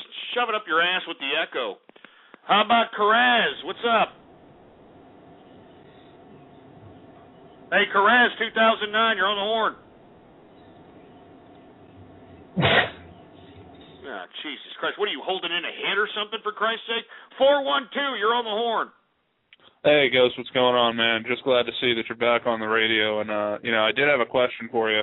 I've been trying to rack my brain, trying to figure out exactly when the shift in the American psyche took place, because, we were talking about this in the chat room the other day, that, back in the day, whenever somebody had to use food stamps, there was, shame involved with it, and people were fucking shameful that they had to use that shit. And then whenever they actually moved it over to the card, it's a lot less shameful. When do you think the American psyche changed to the point where it's okay to get entitlements and all this shit? I hate to put it down as a simple event as this, but I honestly believe this, because pop culture has a lot to do with, the mental perception of sociality in America. I think it had a lot to do with the emphasis of being ghetto rich in the 90s. I mean, I remember seeing vividly a rapper from the Wu-Tang Clan named Old Dirty Bastard. That's what his name, Old Dirty Bastard. That was his real name, his friggin' rap name. He actually took a limo, and this was broadcasted on MTV Raps. He took a limo to the freaking New York welfare office and actually got down and was videotaped getting food stamps in his limo. So I think that you could probably pinpoint the transition of the American psyche to probably that particular episode in pop culture, in my view. I got you. Well, cool. Thanks for the insight, man. I do appreciate it. And hope to see you. How's your new position going along, man? I know you got what do you call it? A increase on your positional hierarchy. Am I correct? Oh, yeah, absolutely. Yeah, it's fantastic. I've been getting some fucking really awesome steaks, saving up some money, trying fucking, I don't know. My main goal, I really want to move out of the U.S. before the shit really hits the fan. Thinking about Canada or maybe some of the, Southeastern Asian countries. Not really sure yet. What would you suggest, or where are you thinking? Believe it or not, I'm thinking South America, even though the stability is rather questionable because you do have leftist fervor out there, but at the same time you do have a lot of people that want to become capitalist. And to be honest with you, there's a lot of untapped natural resources within a lot of these lands out there in South America. I mean, literally, there's lands in South America or countries in South America where 90% of the land is untapped. I mean, there's natural resources, there's agrarian natural resources, fresh water, vineyards, you name it. Fruits, vegetables. There's a whole bunch of factors that can be taken into consideration as it relates to production in South America. So that's where I would go because it would be cheaper, first of all. The American dollar goes a lot further. And moreover, a lot of these South American countries will allow you to become a citizen as long as you deposit some odd dollars into their economy, believe it or not. Oh, no shit. Well, yeah, I'll definitely keep that under, think about it, But, yeah, definitely appreciate all the info, man. All right, man. Well, hey, thank you for calling. It's Smojin, man, a member of the Capitalist Army. And somebody who has capitalized off of listening to the broadcast. All right, we're running out of time here, man. We're having so much fun on this freaking Taco Tuesday. Anyway, let's take some more calls here, and then we're going to move on to the next subject matter and just kind of skim through everything. I've been going for a long time, so this is why it's going like this. All right. Anyway, 563, what's up?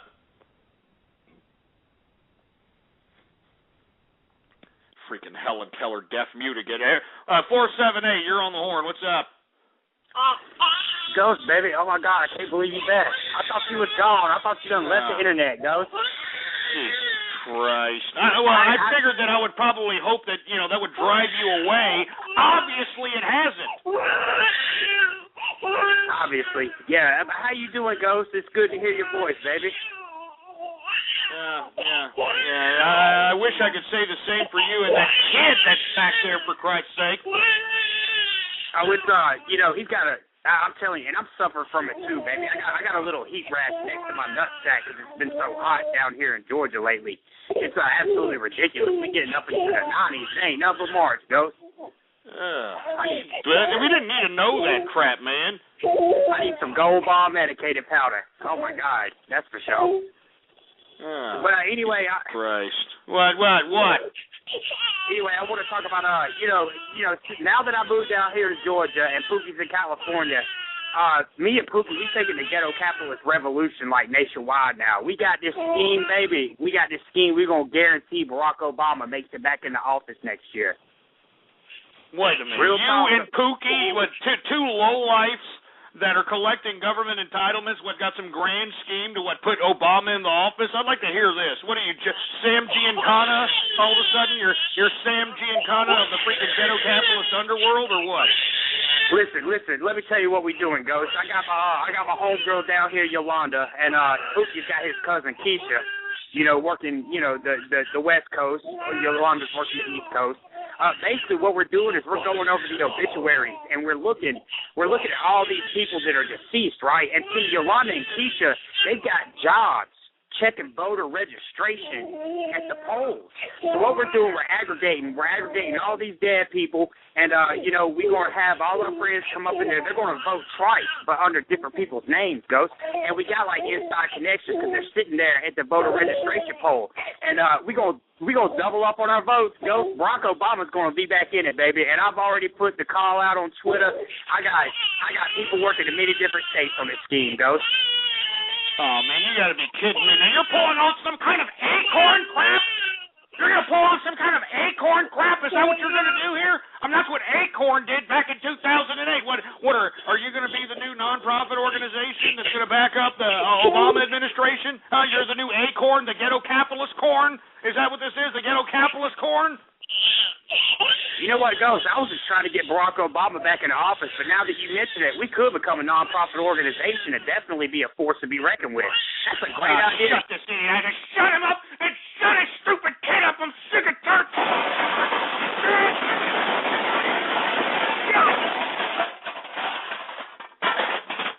God damn it, that was one stupid sorry sack of crap that I was not missing. I was not missing that sorry sack of crap. Jesus Christ. Jesus, give me the mic. Give me the freaking mic. God damn it. God damn it, I freaking hate that guy. Anyway, let me move on to another subject matters, for Christ's sake. We're running out of time here. Obviously, all you people that donated to Coney 2012, you got trolled, baby, by a fruit queen bowl. Well, I don't even know what you want to call him. Somebody obviously in the closet, and, whatever drug he was taking, forced him to queen out right in the middle of the goddamn San Diego streets out there. But anyway, I want to talk a little bit about how the U.S. Justice Department is going to probe this death of this 17-year-old named Trayvon Martin. And for you folks that are unfamiliar with the case, it's all over the media. 17 years old Trayvon Martin, black young male, happened to have been watching, if I get the story correctly, remember, a lot of the story that's coming out is just in pieces. We don't necessarily know the story that's coming out here. I know that they released the 911 tape, but we're going to explain that in just a second. I'm going to reacquaint those that are unfamiliar with the case. This is a case out of Florida in which a black young 17-year-old male, Trayvon Martin, was actually going to the store. I think it was between a halftime of a sporting event to go get his brother some Skittles. And I believe he was going to go get some other things from a corner store that was within walking distance of his father's dwelling, if I'm not mistaken. And in the process of him coming back from the store, somebody by the name of Zimmerman, this guy who is a neighborhood watchman, and he is a self-appointed neighborhood watchman, which I very much encourage, mind you, all right? Anyway, he saw this suspicious-looking gentleman, or what he deemed a suspicious-looking gentleman, i.e. Trayvon Martin, walking through his neighborhood, and called the police on Trayvon. And, of course, the 911 dispatcher just kind of said, oh, yeah, well, just don't approach him and just go ahead. We're going to go ahead and just wait for the police. And well, against better judgment, Zimmerman went and approached Trayvon Martin. Now, the big $1 million question, what exactly happened between the confrontation between Zimmerman and Trayvon Martin? Now, there was a 911 tape released in which you can hear somebody within proximity to the actual crime scene. You know, somebody within their house that was within, like, I guess it was right outside their backyard or something to that effect. And why it was outside their backyard, that's a whole other deal. I have no idea. But anyway, in the 911 tape, you can hear screams. You can hear screams in the background as the 911 operator is being a condescending bitch, mind you. I didn't really appreciate that 911 tape in which the 911 operator sounded like an idiot bitch. Meanwhile, you have this other lady who's reporting a crime in progress. You can hear people yelling, and, you know, this stupid 911 bitch operator has it, well, what's going on? I mean, what's going on? Hey, if she knew what was going on, she would have given you more detail initially there, you stupid bimbo. Anyway, but that's besides the point. Anyway, all the yelling that's heard in the background of that particular 911 tape is actually coming from Zimmerman. It is not coming from Trayvon Martin.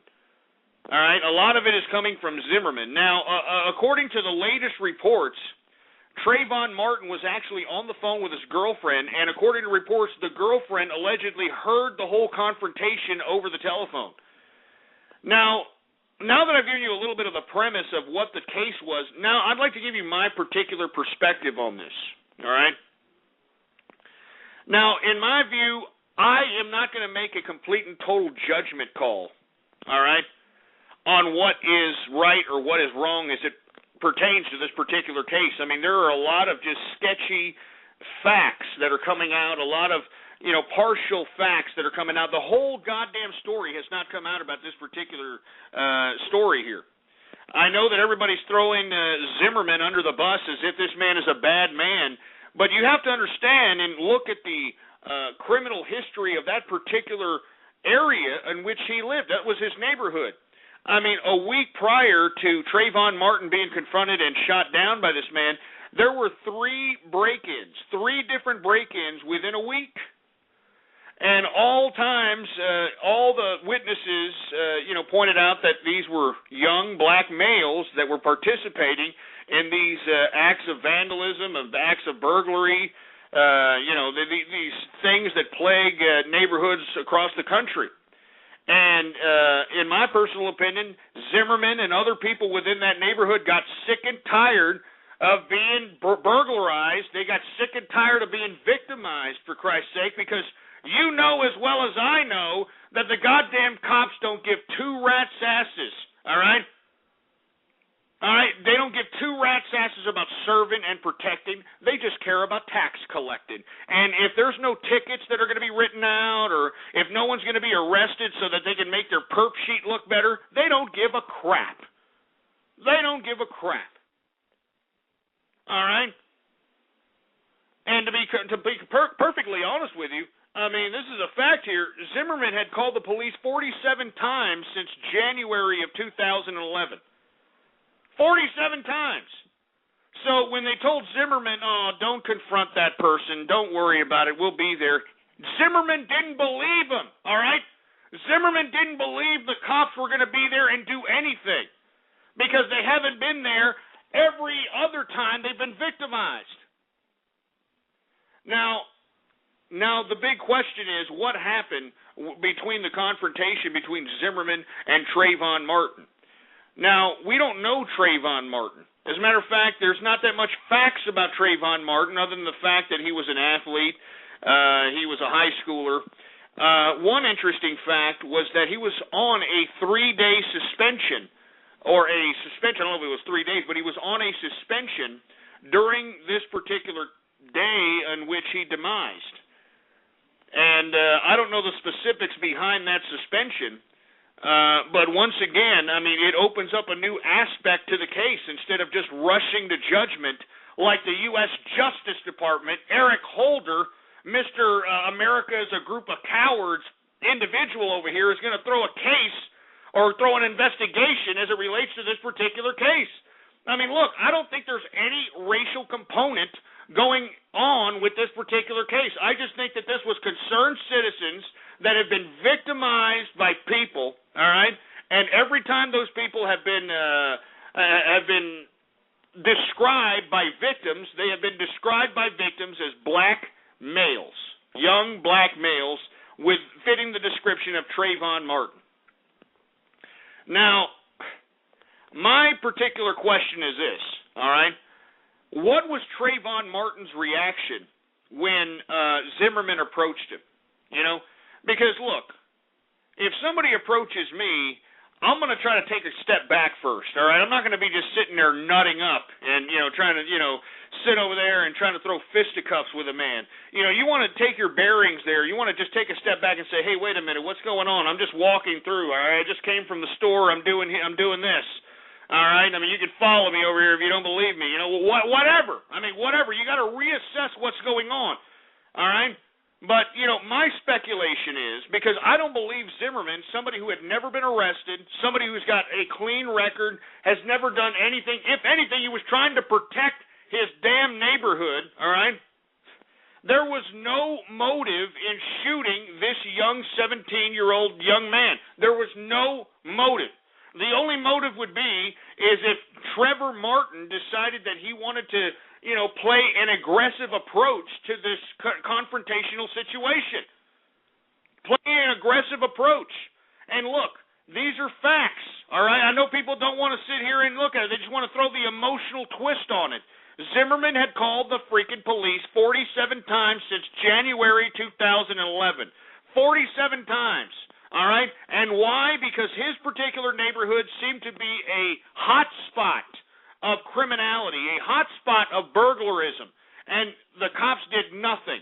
They did nothing to stop it, nothing to prevent it, nothing to deter it, nothing. All right? So now, it wasn't just Zimmerman, all right? It wasn't just Zimmerman. It was other people within the neighborhood that had participated in this Neighborhood Watch program. It was just Zimmerman's time to, stand watch. And when he saw this and called the cops didn't believe him, and he knew that the cops weren't going to believe him, so he confronted him himself. Now, what happened in that confrontation, we don't know. I mean, but to be honest with you, I do not believe, all right? I know that everybody's going on the side of Trevor, what's his name, the young man, and I don't think he deserved to die. I think this is an unfortunate set of circumstances that were put in place, but I know everybody wants to sit here and demonize Zimmerman as if he's some bad, racist grand dragon that was just looking to shoot people. That is not the case. This is an epidemic that's happening all over America. People are getting victimized within their own communities, and it's their community's right. It is the community's right to stand up and protect themselves if the damn cops aren't going to do their job. All right? Now, what happened between Zimmerman and Trayvon Martin, we don't know. But I refuse to believe until there's evidence that is shown, a preponderance of the evidence that shows that for some reason this guy just decided to pull out his gun and shoot this kid for no freaking reason. I mean, I am willing to, put money on the table that there was an actual confrontation between Trayvon Martin and this man. I wouldn't doubt if Trayvon Martin started, getting a little chesty, getting a little froggy with Zimmerman. You know what I mean? I mean, let's be honest. Do you think that the Trayvon Martin, guy who was suspended, serving a suspension from his school that day, somebody who, his nickname is Slim. You think that somebody like this, who, wins a lot of respect amongst his peers, obviously, you think somebody's going to allow some, man approaching him saying, hey, who are you? I mean, I could imagine that, Trayvon Martin probably reacted in a negative fashion, which spawned another negative reaction from Zimmerman, and then it just ensued, man. You know what I mean?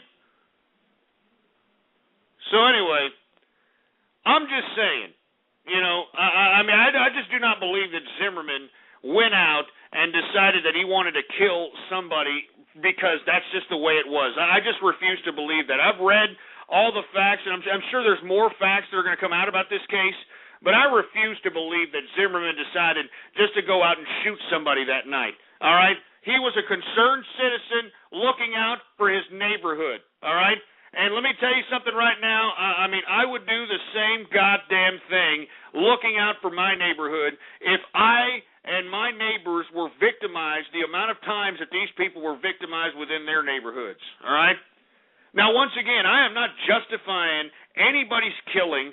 This was a horrific story, a horrific event, but to sit here and demonize somebody because he was trying to protect his neighborhood is ridiculous.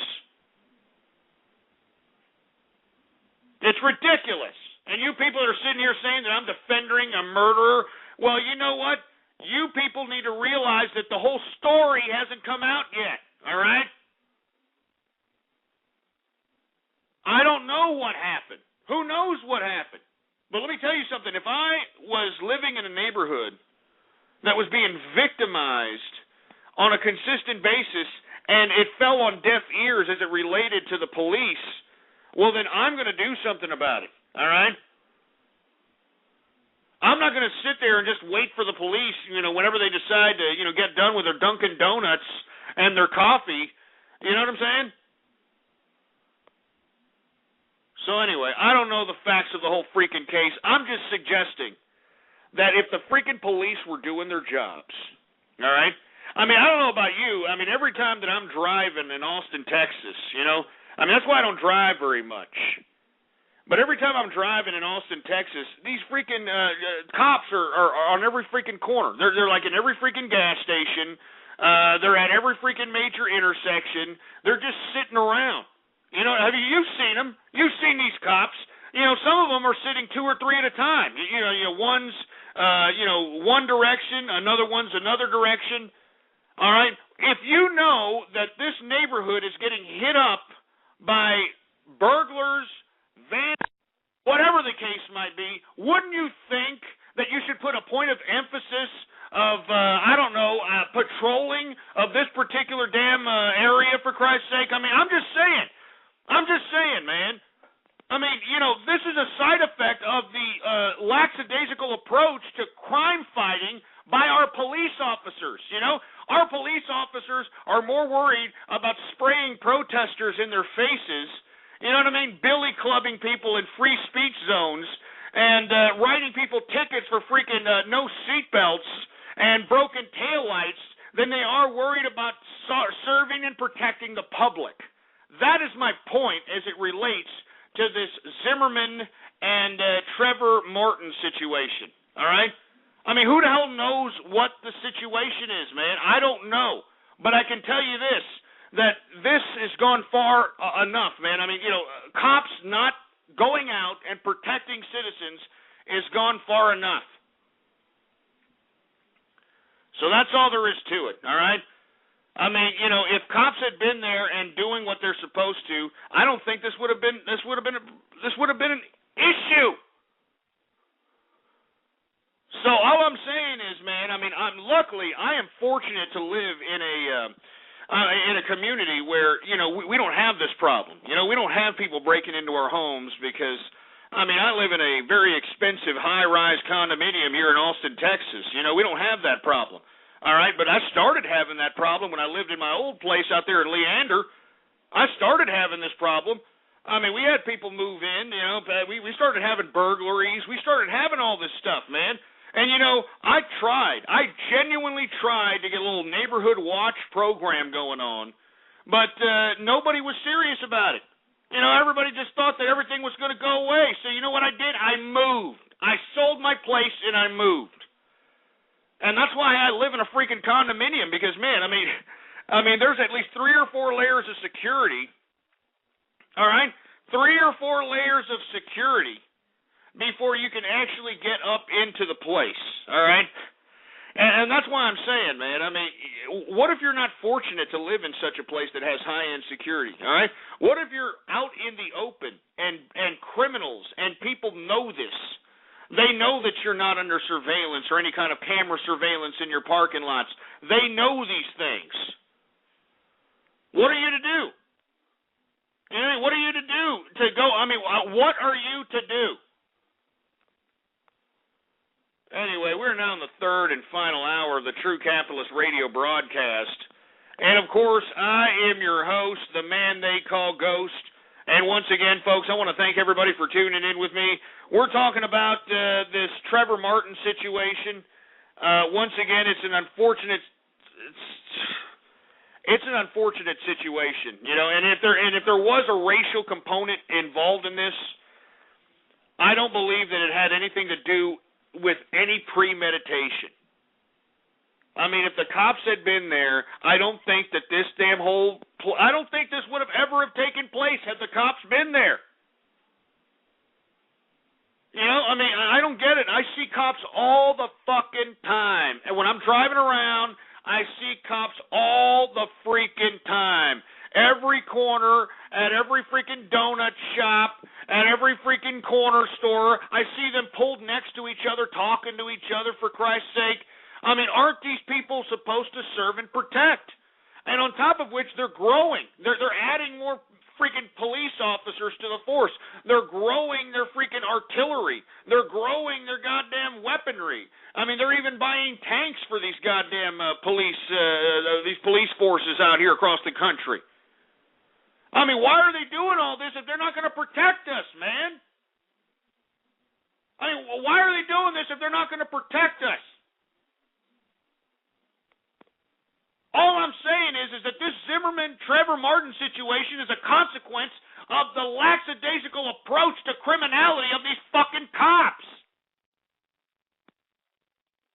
And to sit over here and suggest that, oh, well, Zimmerman wanted to kill somebody that day, I just don't believe it, man. Now, is Zimmerman possibly a little bit racially biased based upon all the criminality that he has had in his freaking neighborhood? Yeah, I'm sure. But I don't believe that this man had a premeditation. And I'm talking about premeditation, like he was out there looking to kill somebody. I just don't believe it. All right? I just don't believe it one bit.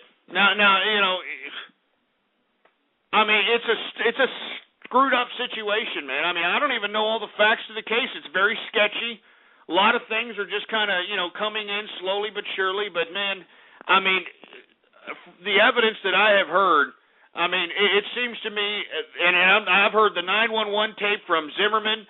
I've heard the 911 tape from the lady that called that heard the scuffle outside. I've read a little bit about the case, for Christ's sake, and you know, to be honest with you, a lot of the facts are still sketchy in my view. I haven't heard the girlfriend's testimony, or not her testimony, but the girlfriend's version of what happened, because she was on the phone with this kid. I don't know about all these things, but I can tell you this: just what happened before the whole incident shows you that had the cops, because they're getting all our tax dollars, for fuck's sake. You know what I mean? They want us to sit over here and, salute them for serving and protecting us. Why weren't they out there serving and protecting that time? Can you explain that to me?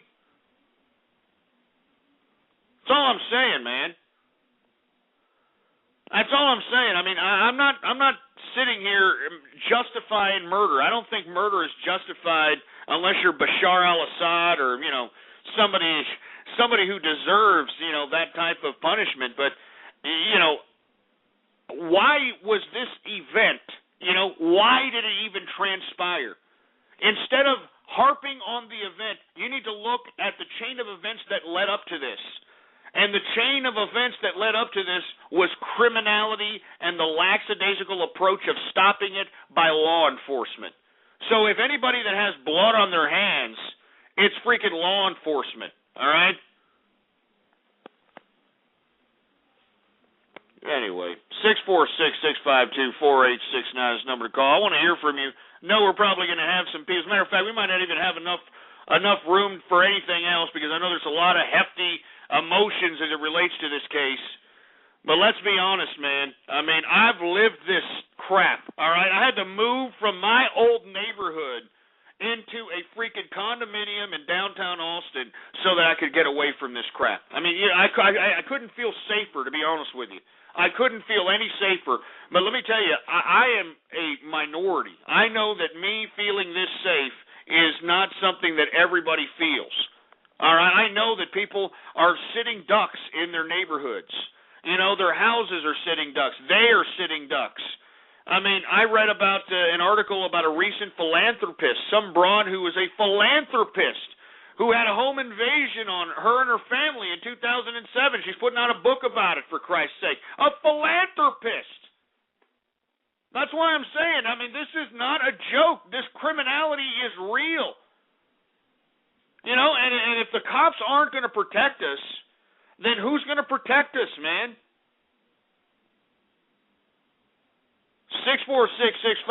646-652-4869. We got area code 703. What's up?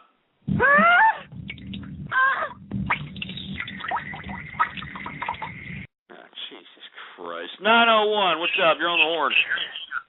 Hey, what's up, Ghost? Hey, I didn't know about that case before. It's really interesting that you said it. I know that the media is going to frame it as a whole racial thing, but, like, what they're probably going to say is, like, had Zimmerman seen a white guy instead walking around, would he have approached him? That's what they're going to try to prove. But, hey, man, like, I agree with you on the whole cops thing. You know, I got pulled over for doing a rolling stop, got $120 for it. I wasn't endangering anyone, but it was the end of the month, and they needed their quota. I mean, that's all we care about.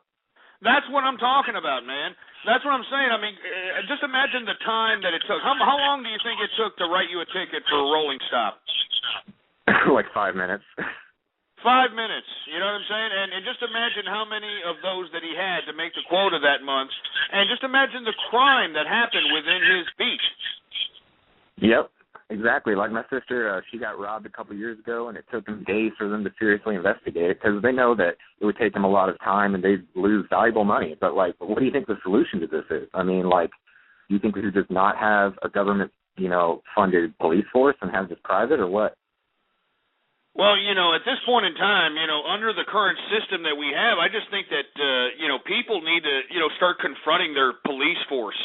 I think they need to start picketing, law enforcement headquarters and start demanding protection, you know. And I'm talking about taxpayers.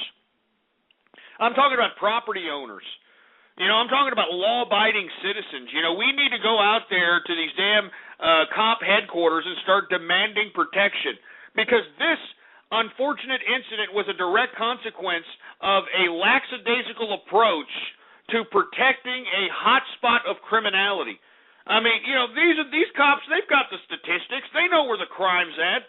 They know how many burglaries are in this zone, or how many, vandalisms or rapes, or what. They know it all. And yet, every time I cruise Austin City streets, for Christ's sake, I see these idiots on every fucking corner, on every fucking Dunkin' Donut shop, at every goddamn, corner store. I mean, where they're just parked. They're just sitting there. I mean, why don't you roll around? Why don't you go out there and patrol some of these goddamn hot spots, for Christ's sake? You're not accomplishing a goddamn thing sitting around jerking off in a corner store. But no, I'm telling you, folks, this is not about serving and protecting. It's about tax collecting. And that's all the police are good for. And that's my point as it relates to this particular case. All right? Zimmerman would not have been there had the cops done their fucking job. That's all I'm saying. 47 times Zimmerman has called the cops since since January of 2011. And you know why he's called 47 times? Because the cops ain't nowhere to be found when people are victimized. Nowhere to be found. So anyway, let me move on to another subject. We're running out of time. It's already freaking 6:12 out here in Austin. So let me, because I want to talk a little bit about Richard Bacon. You know this asshole from the BBC that released the anti-social documentary about trolls? Have y'all seen this? Oh, my God. Richard Bacon, you stupid, limey piece of crap. Let me tell you something right now. If you thought trolling was bad before this documentary, you ain't seen nothing yet, boy. All right? I mean, if you haven't seen this anti-social network documentary that he put out, he is obviously trying to champion regulation of speech in this. Trying to champion the regulation of speech. And, what he's doing, he's trying to say that, you don't know what you trolls do. You know, you don't know what you trolls do to people when you do this. You don't know what you do, and I think there should be a law against it. Oh, yeah, I think there should be a law against it.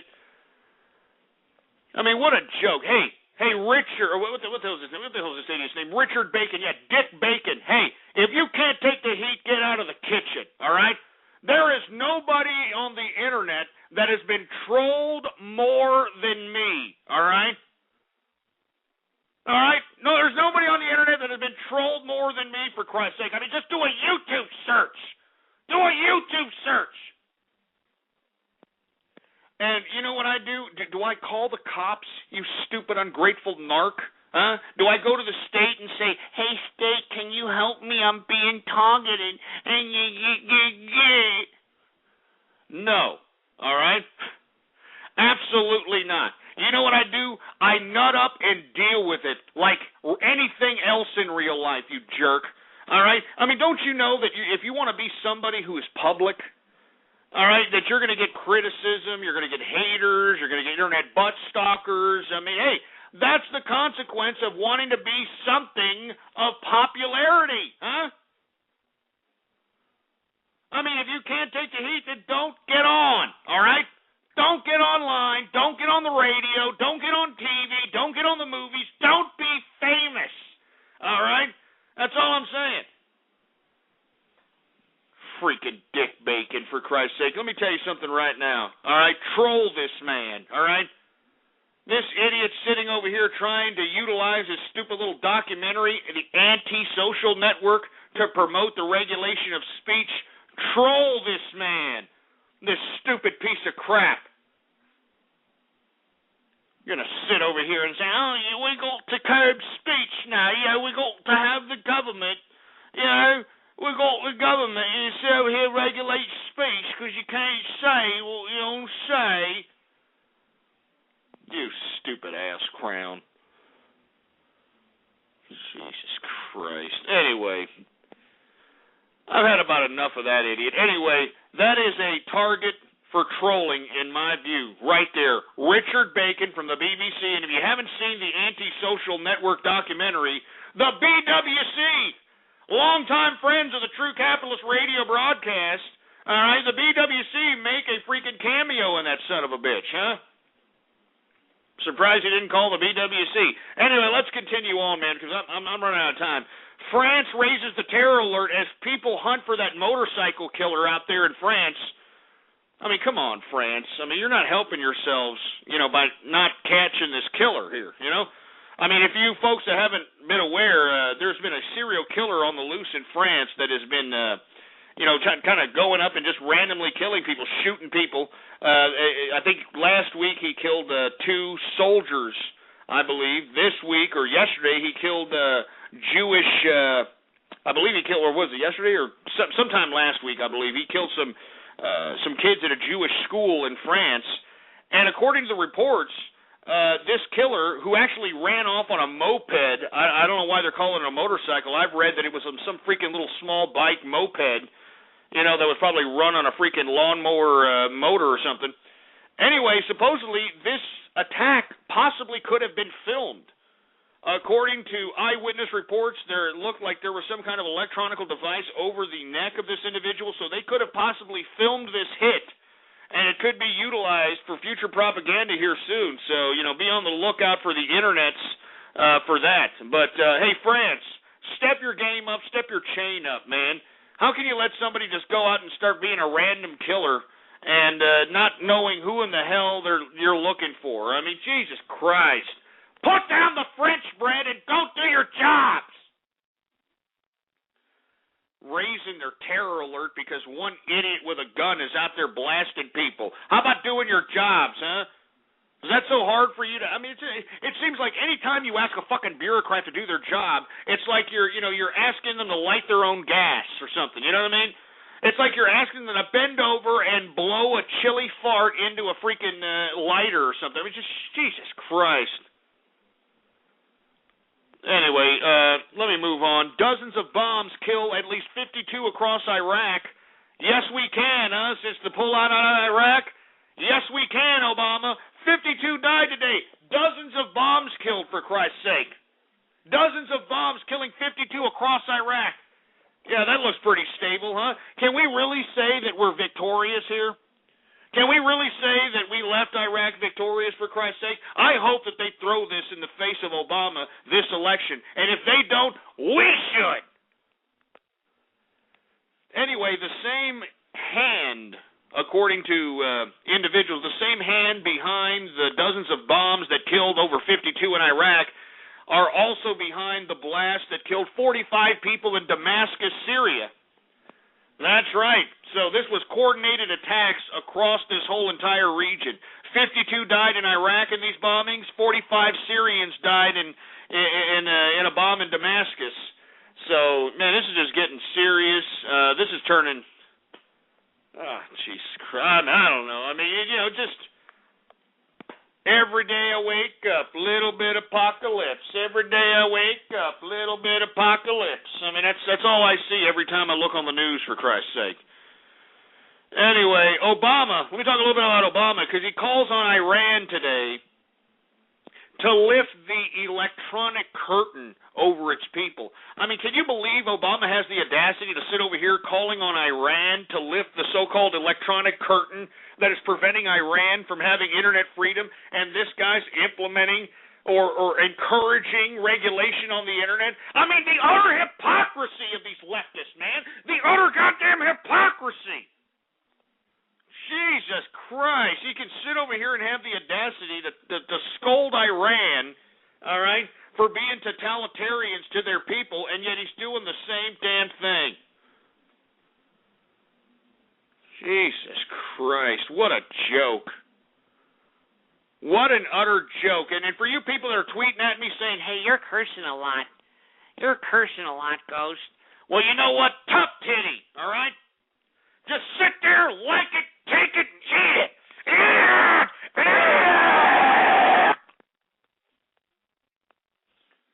I mean, Obama calling on the lifting of the electric curtain in Iran, for Christ's sake. Hey, why don't you lift the TSA curtain? How about that?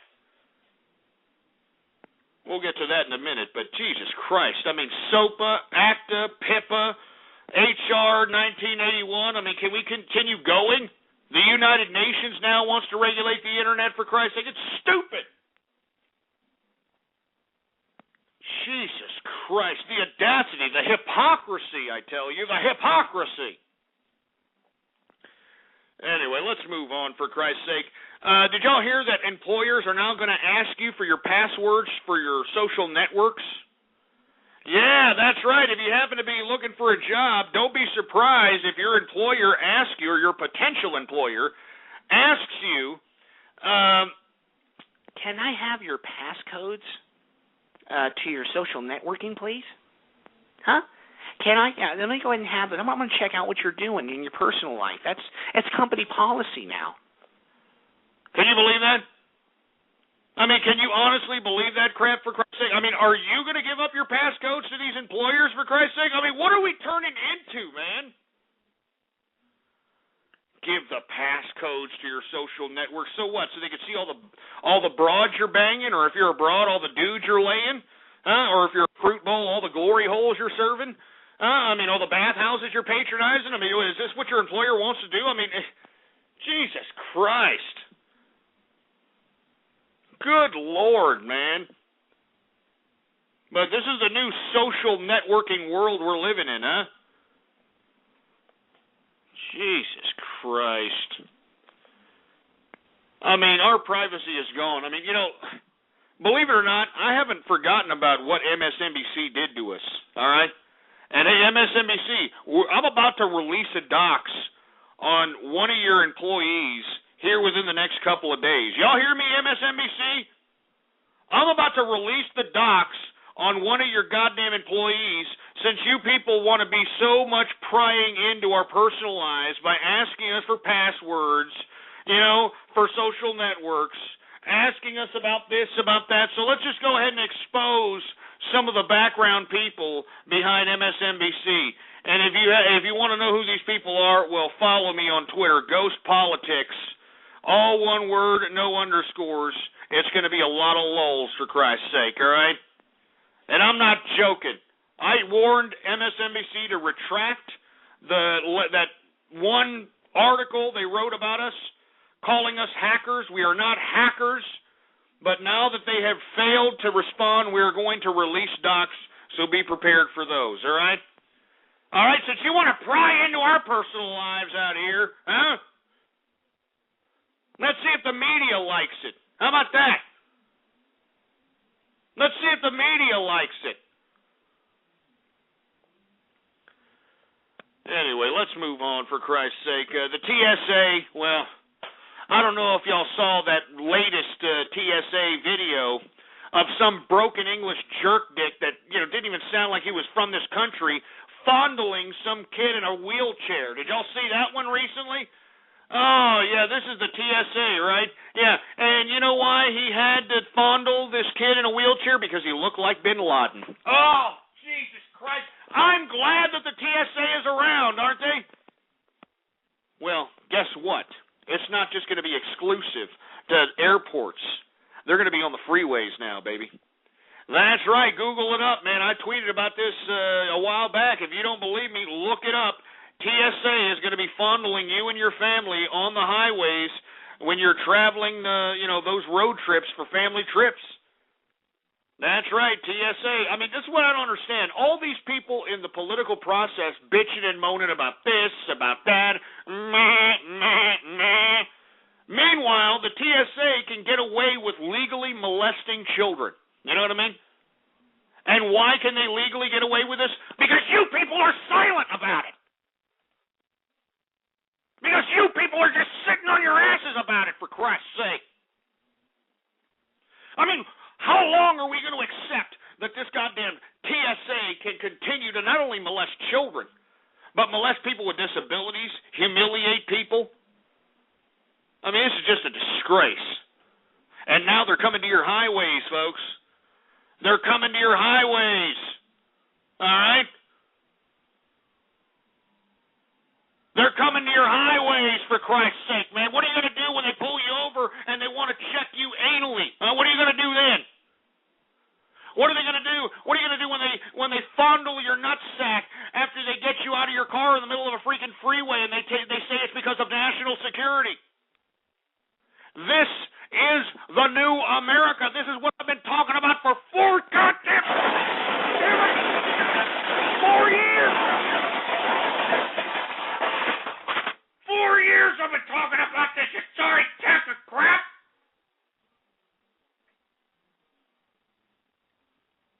And did you all believe it? Did y'all even say anything, huh? Jesus Christ, give me the freaking Christ.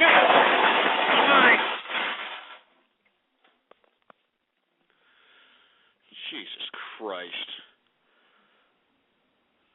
Freaking, yeah, you know what? Yeah, somebody tweeted me out here saying, before you know it, it's going to be our bathrooms next. You know what I mean?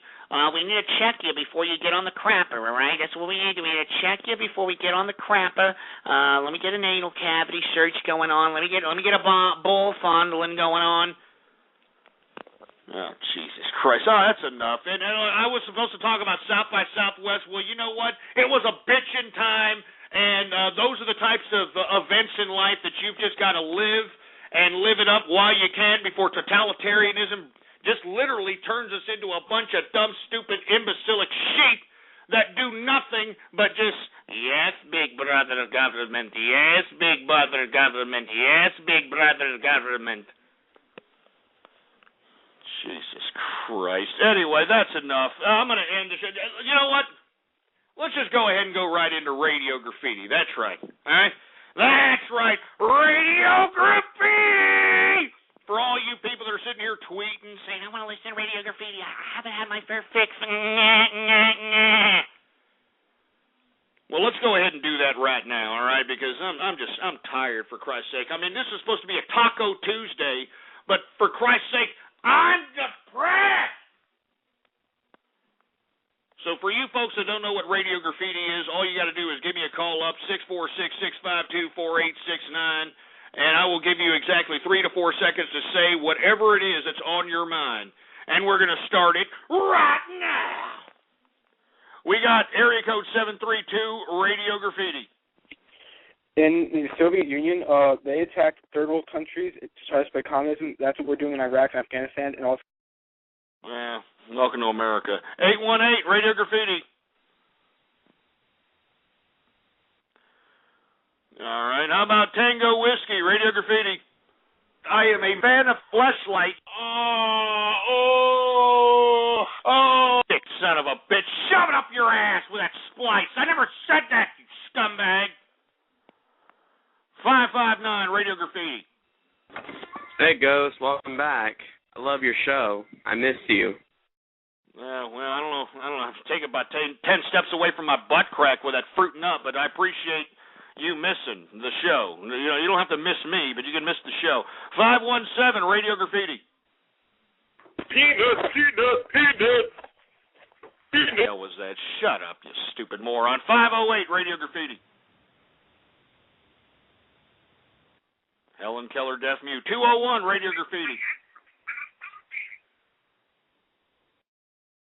Jesus Christ. 443, Radio Graffiti. This totalitarianism would never happen under a Harris-Klebold administration. Yeah, real funny jerk off. 518, Radio Graffiti. Hey, Ghost, can I tell you something really messed up? Yeah, you sound a little messed up. Yeah, I can hear it in your voice. 323, Radio Graffiti. Hey, Ghost, would you like to come to BronyCon with me and the Ghost or you? Stupid idiot. Stop calling me Ghostler, for Christ's sake. There's nothing funny about that shit. 503, Radio Graffiti. Stop saying Ghostler. I thought we were friends, and you leave me hanging for 2 weeks. Jesus Christ, you idiots. I'm telling you, stop it with this Ghostler shit, all right? This is a Taco Tuesday. It's my first day back, for Christ's sake. Have some respect. 936, Radio Graffiti. And here's going to Helen Keller, Deaf Mute. I can hear some kids in the background. Why don't you go take care of your kids, brother? 520, Radio Graffiti. Hey, Ghost, I'm showing some beauty carriages up. Yeah, we can't even understand you, for Christ's sake. Sound off like you got a pair next time you call up here, there, boy. 209, Radio Graffiti. 603, Radio Graffiti. I want to touch you, Ghost. I want to touch you so much. I want to touch you where it's the warmest. Jesus Christ, shut up, for Christ's sake. What do you think, this is some Los Angeles bathroom shit stall? Shut up! Jesus Christ, 516, Radio Graffiti. Yeah, am I on? Yes, yeah, what's going on? Hey, what's up? This is Don Vito, New York Cement Shoes, and I'm here to say to my government, to the entire lot of them, what John Wilkes Booth says, times about 600. 6 Semper Tyrannis. Great show, Ghost. Talk to you. Hey, thanks a lot, Cement Shoes. Part of the capitalist army. What's going on to Cement Shoes, man? Anyway, 858, Radio Graffiti. Hey, man. Thanks for coming back. I really enjoy your show, and Flavored Cactus is a faggot. Just. Well, you didn't have to tell me twice about that. 313, Radio Graffiti. Hi, Ghost. Who the hell is this? Some trans-testicle type, obviously. 909, Radio Graffiti.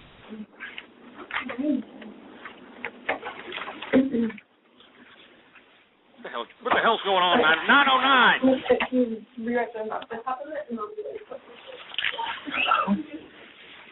Some kind of freaking sexual orgy or something. 443, Radio Graffiti. I don't mean to keep clopping the talking horses here, but... Stupid asshole. You damn cloppers only wished. You freaking bronies only wished, you goddamn stupid sick-ass bronies. 818, Radio Graffiti. 479, Radio Graffiti. Ghost is tired. Ghost is tired. Ghost is... Shut up, you stupid moron. 606, Radio Graffiti. That's rough security, man. Help you. Who is this? This is Ronnie. What's going on? Not much. Who's this? I mean, hell, in my personal opinion, Rainbow Dash is a good piece of ass. Hey, jerk. You know it, I know it.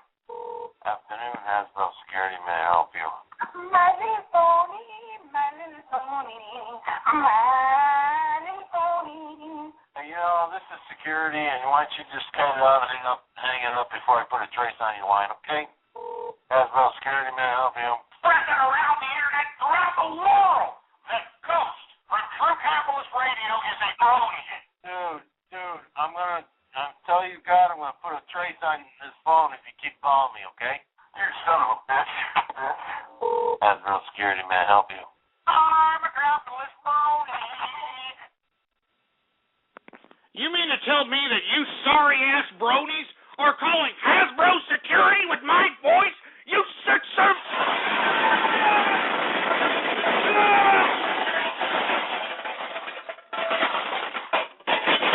Damn it!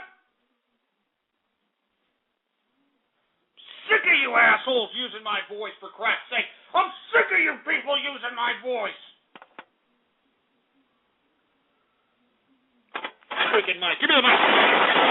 Give me the mic. God damn you stupid dumbass bronies. Grow up.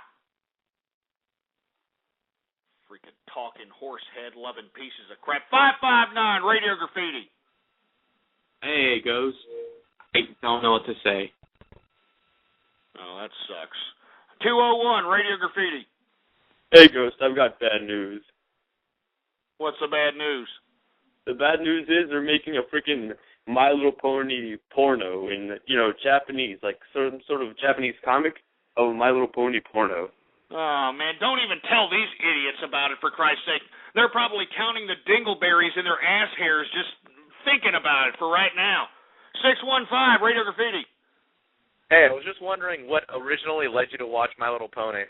My Little Pony. I haven't watched one episode, all right? It's you idiots that keep calling me up that are saying, My Little Pony, that's why I know about this freaking brony crap. 209 Radio Graffiti. Hello? Goodbye.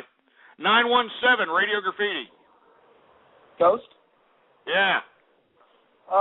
The only way that the GOP can succeed is if we have a contested convention so we can elect a nigger horse like Joseph Kony.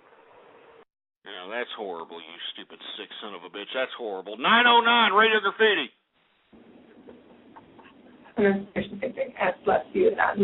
We can't even understand you. 214 Radio Graffiti. Jesus Christ, with these Helen Keller deaf mutes. 563 Radio Graffiti. Ghost? What? Jesus Christ. 978 Radio Graffiti. Stupid moron. 952 Radio Graffiti.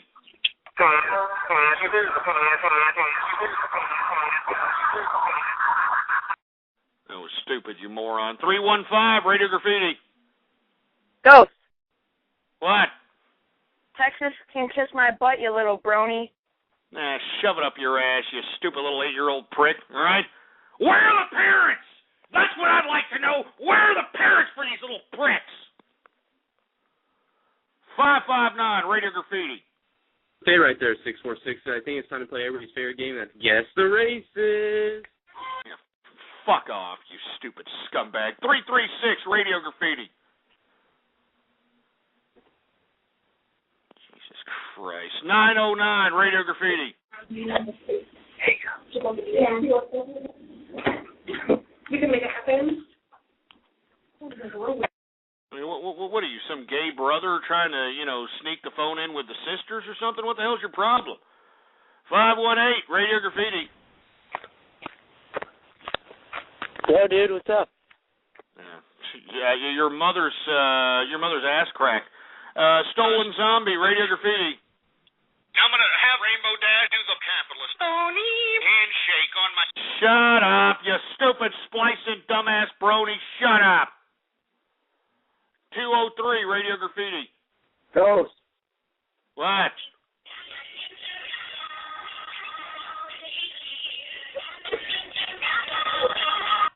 Stupid winter wrap-up crap. Shove it up your goddamn clogged-up pooper. Jimmy Kudos, Radio Graffiti. 559 Radio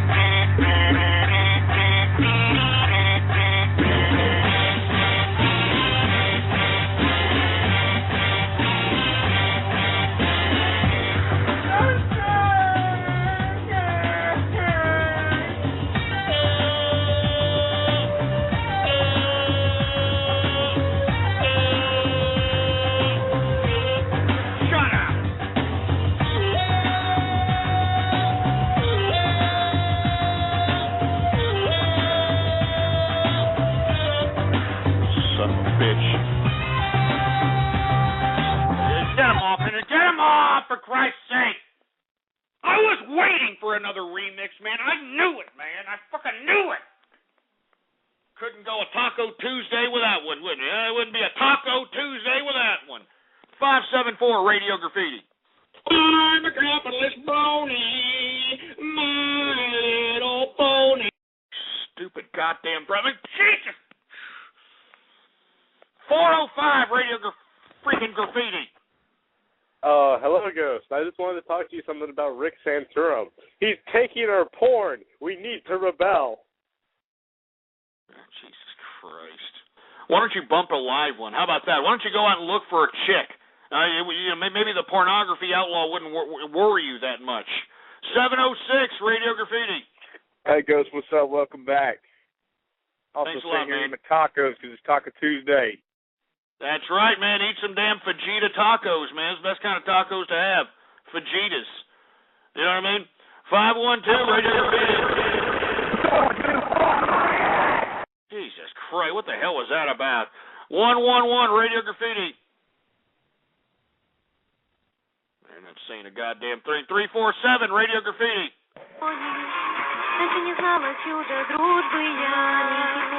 Shut up with the pony crap, goddammit. 410 Radio Graffiti. Hey, what's up, Ghost? Welcome back. And word of advice, don't react too much to the trolls. Hey, I appreciate that. I mean, this is coming from a young chap here. You know, I appreciate that, but you know what? I mean, they're infesting my show, for Christ's sake, man. I mean, my show is serious business, and these idiots insist. They insist on calling me. 402 Radio freaking Graffiti. Hi, Ghost. It's the Suicidal Kid again. Had you tried to call me back? What'd you need? Yeah, why are you committing suicide? Oh, I don't know. Right now I'm trying to decide between rope or a gun. What do you think? Let me think. Make yourself an ornament. You know, hanging ain't too bad. But I strongly advise against it, all right? No, I'm about to do it, so I mean, just... Yeah. You going to leave a note? Are you at least going to leave a note? Maybe.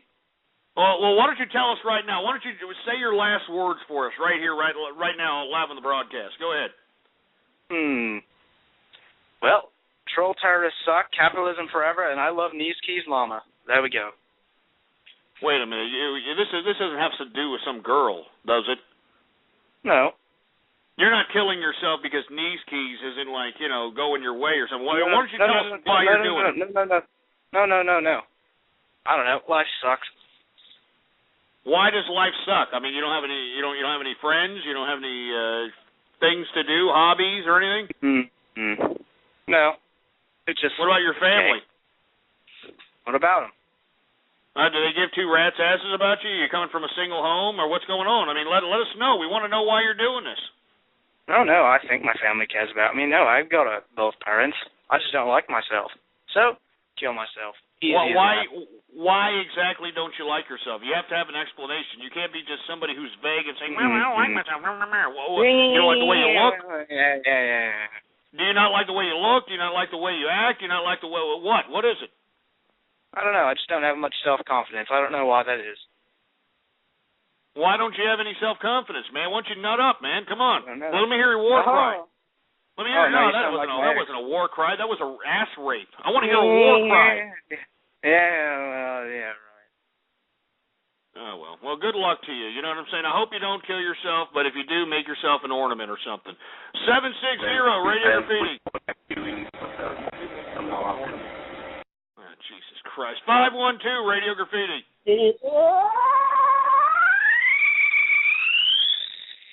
Jesus Christ. What kind of freaking vibrator was that? Jesus, I'm sure Jason Russell's like, oh, yeah, holler. 219, Radio Graffiti. Winner, chicken dinner. Winner, chicken dinner. Winner, chicken dinner. Oh, Jesus Christ. What the hell was that supposed to be?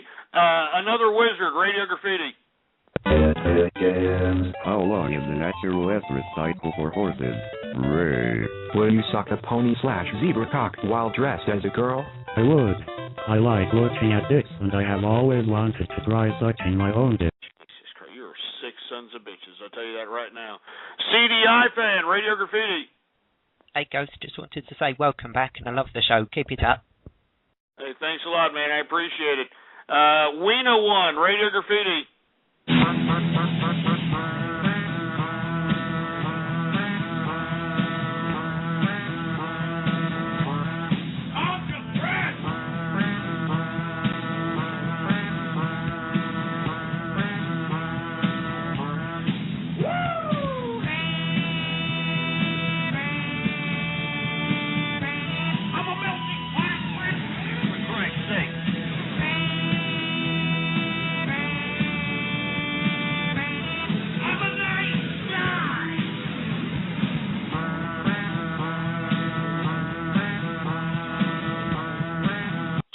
Christ, I mean, what is that? Isn't that a freaking wrestling intro to some muscle-bound idiot that comes out in panties? I mean, Jesus!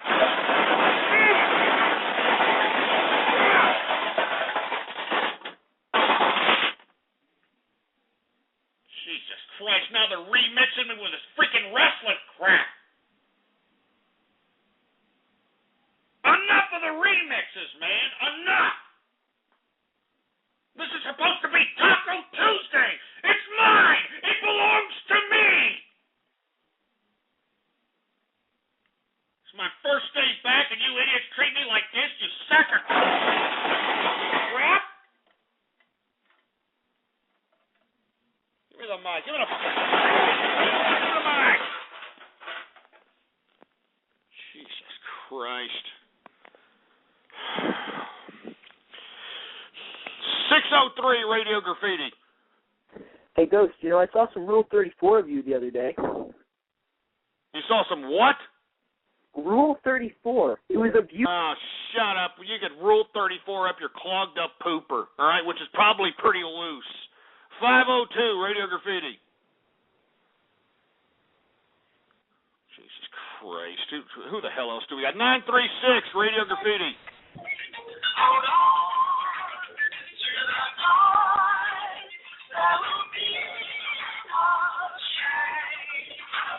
With a fruity, take that fruity music off my broadcast, you fruit bowl.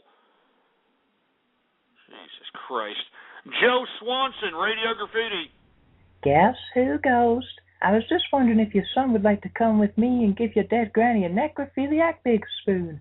You son of a bitch. You know, you're a sick son of a bitch. Why in the hell do you call me with that sick-ass crap?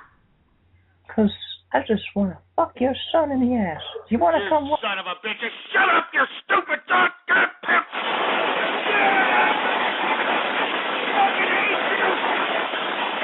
I hate you!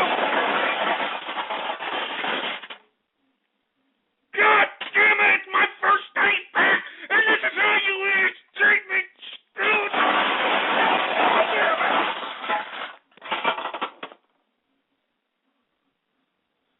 God damn it!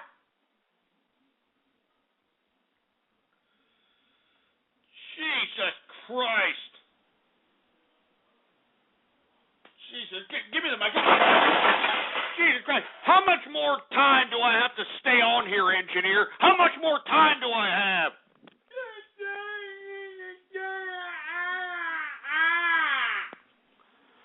12 minutes. Well, you know, let me tell you something. These scumbags will be lucky if I last that long, and they're going to treat me like this on a freaking Taco Tuesday. Jesus Christ. 281 Radio Graffiti. Freaking Helen Keller piece of crap. Who else do we got? We got Sir Harrison Wall, Radio Graffiti.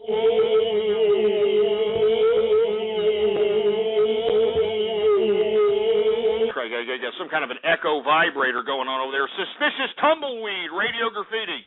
Hey, Ghost. I've seen you've got quite a few problems with some bronies in today's show, huh?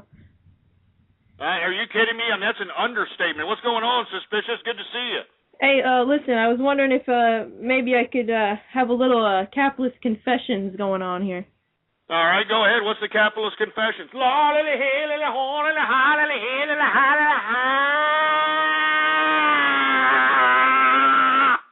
All right, go ahead. All right. Well, first of all, I'd like to address the capitalist army and also the members of the Melting Pot. And Ghost, you've been gone for what was it, like 2 weeks now?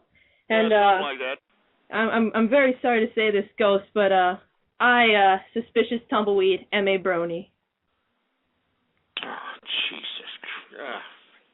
Just get this fucking mic out of here.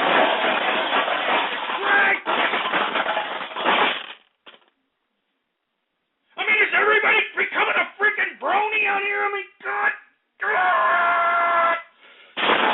Damn it.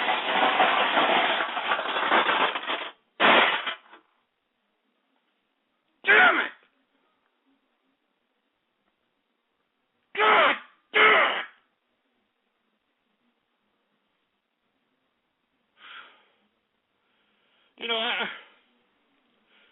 I freaking try.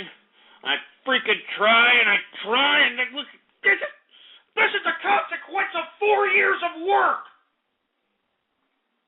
This is it. Jesus God, I can't end it on that one. I can't end it on freaking. I can't end it on suspicious tumbleweed admitting to be a freaking brony. I can't do. Give me my. I'm not ending on that one. No, hell no. I'm not ending on that one. No.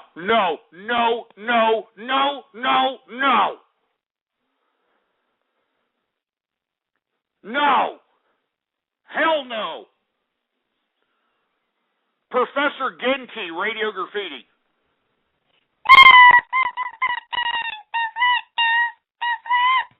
Jesus Christ. What is that, Beaker from the Muppets, for Christ's sake? Hey, Beaker, how you doing, huh?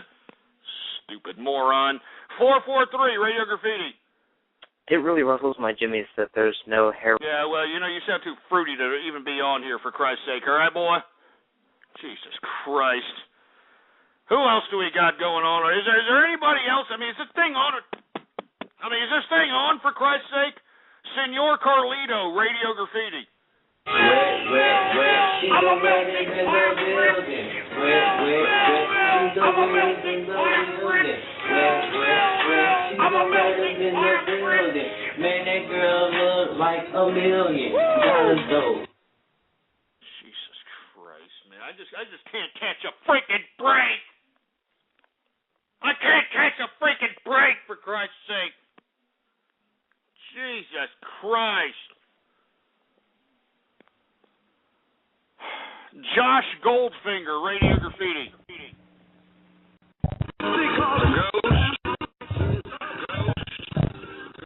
You're coming in kind of staticky, all right? Throw away the net zero connection and get in with the now, dude. 716, Radio Graffiti. So, do you hear that Tebow's going to the Bills? Yeah, well, who cares, all right? I'm not out here Tebowing like some moron. How about good guys wear black? Radio Graffiti.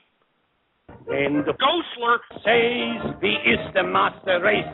The higher, right in the Ghostler space. Not to love the Ghostler is the great disgrace.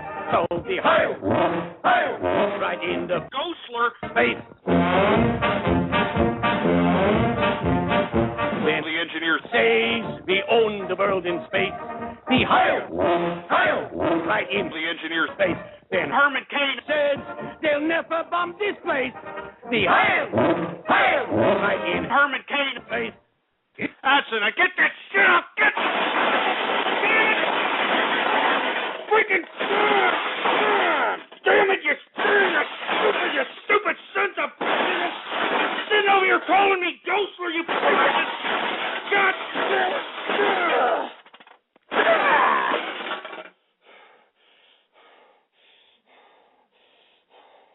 You son of a...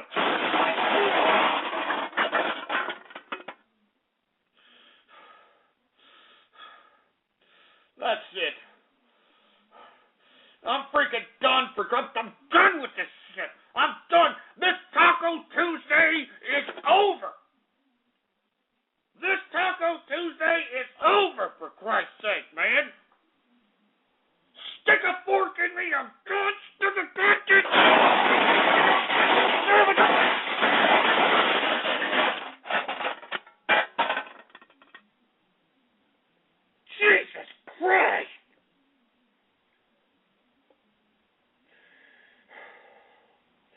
first day back, man. This is the kind of crap I got to take, for Christ's sake. You know what I mean? I mean, the first day goddamn back, man. God damn it.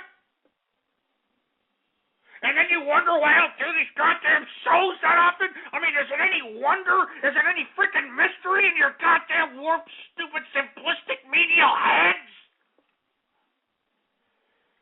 God damn it. Give me the mic. Give me the mic. Give me the mic. Give me that goddamn mic. All right, I've had about enough of this, all right? This was supposed to be, my day back, baby. This was supposed to be my time. All right? This was supposed to be my time. But you idiots want to sit over here and ruin my goddamn Taco Tuesday, huh? Now you think it's a real joke. You know what? Let's throw a cluster call before I end everything. How about that, huh? We'll get a little cluster call going on. When I call your goddamn area code, you are going to be on the air, so be ready to say whatever the hell it is that's on your mind, because I'm going to a cluster call. Let's get 858. Let's get 917. Let's get 209. 209 is on the air. Let's get 563. Let's get 336. Hear me, 203. 214. 214. I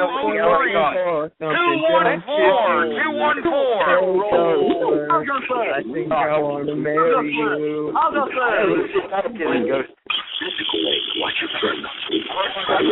I know who he is. Go.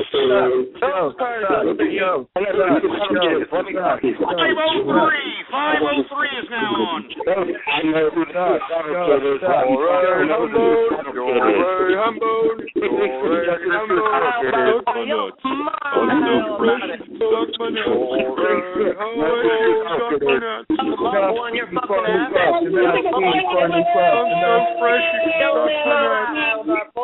smile about it. Hey, all of you that are on the line, you want to suck. How about that, huh? Come at me. All of you that are on the line right now, you suck.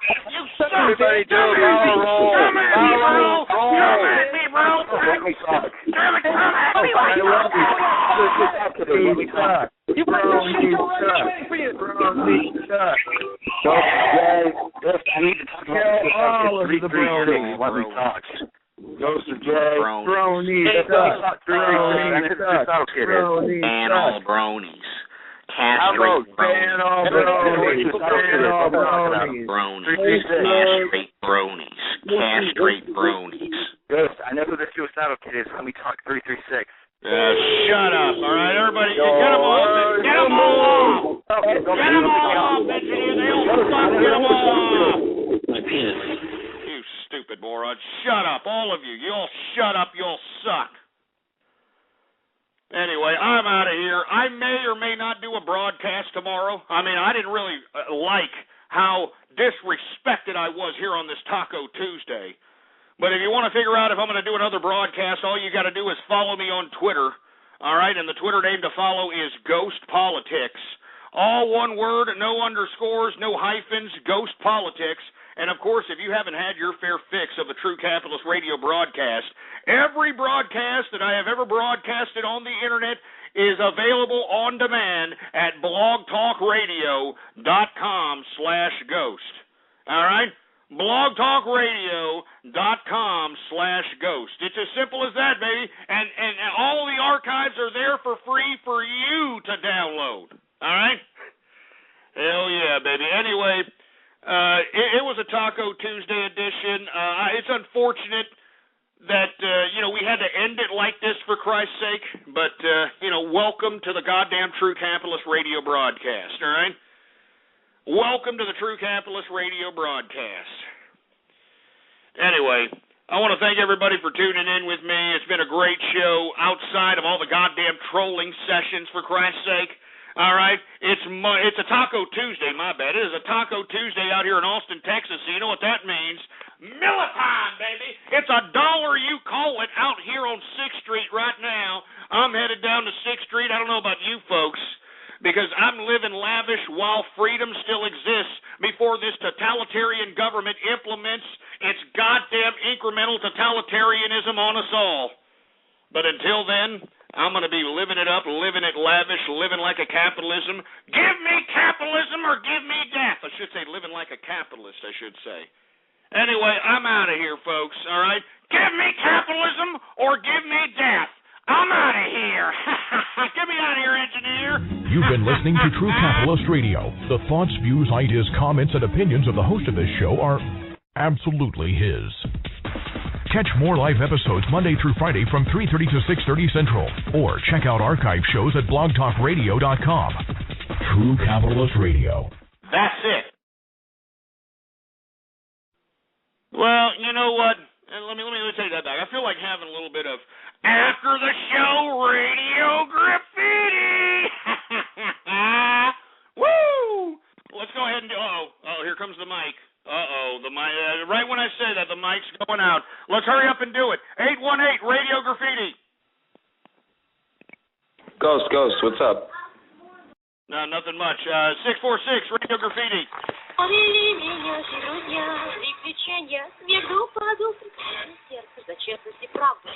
Oops, that sucked, for Christ's sake. 706 radio graffiti. Ghost Delaney, Kim Jong Ghost, get original trolls. Kim Jong Ghost, shove it up your ass. 571 radio graffiti. Jesus Christ. Fat Marshall, radio graffiti. Don't you ever go full retard.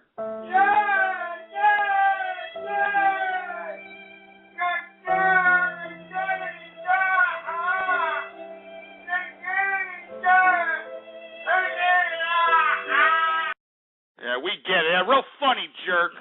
All right, Jimmy Kudos, radio graffiti. John Mad.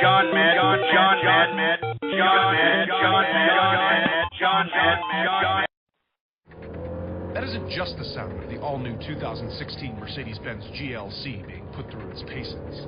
It's the sound of innovation. The innovation behind one of the most advanced SUVs on the road today. With multiple driving modes, a suite of intelligent drive systems, and a technology-filled cabin that sets new standards in modern luxury. This is what innovation sounds like. Now, discover what it feels like in a 2016 Mercedes-Benz GLC. Some equipment described as optional.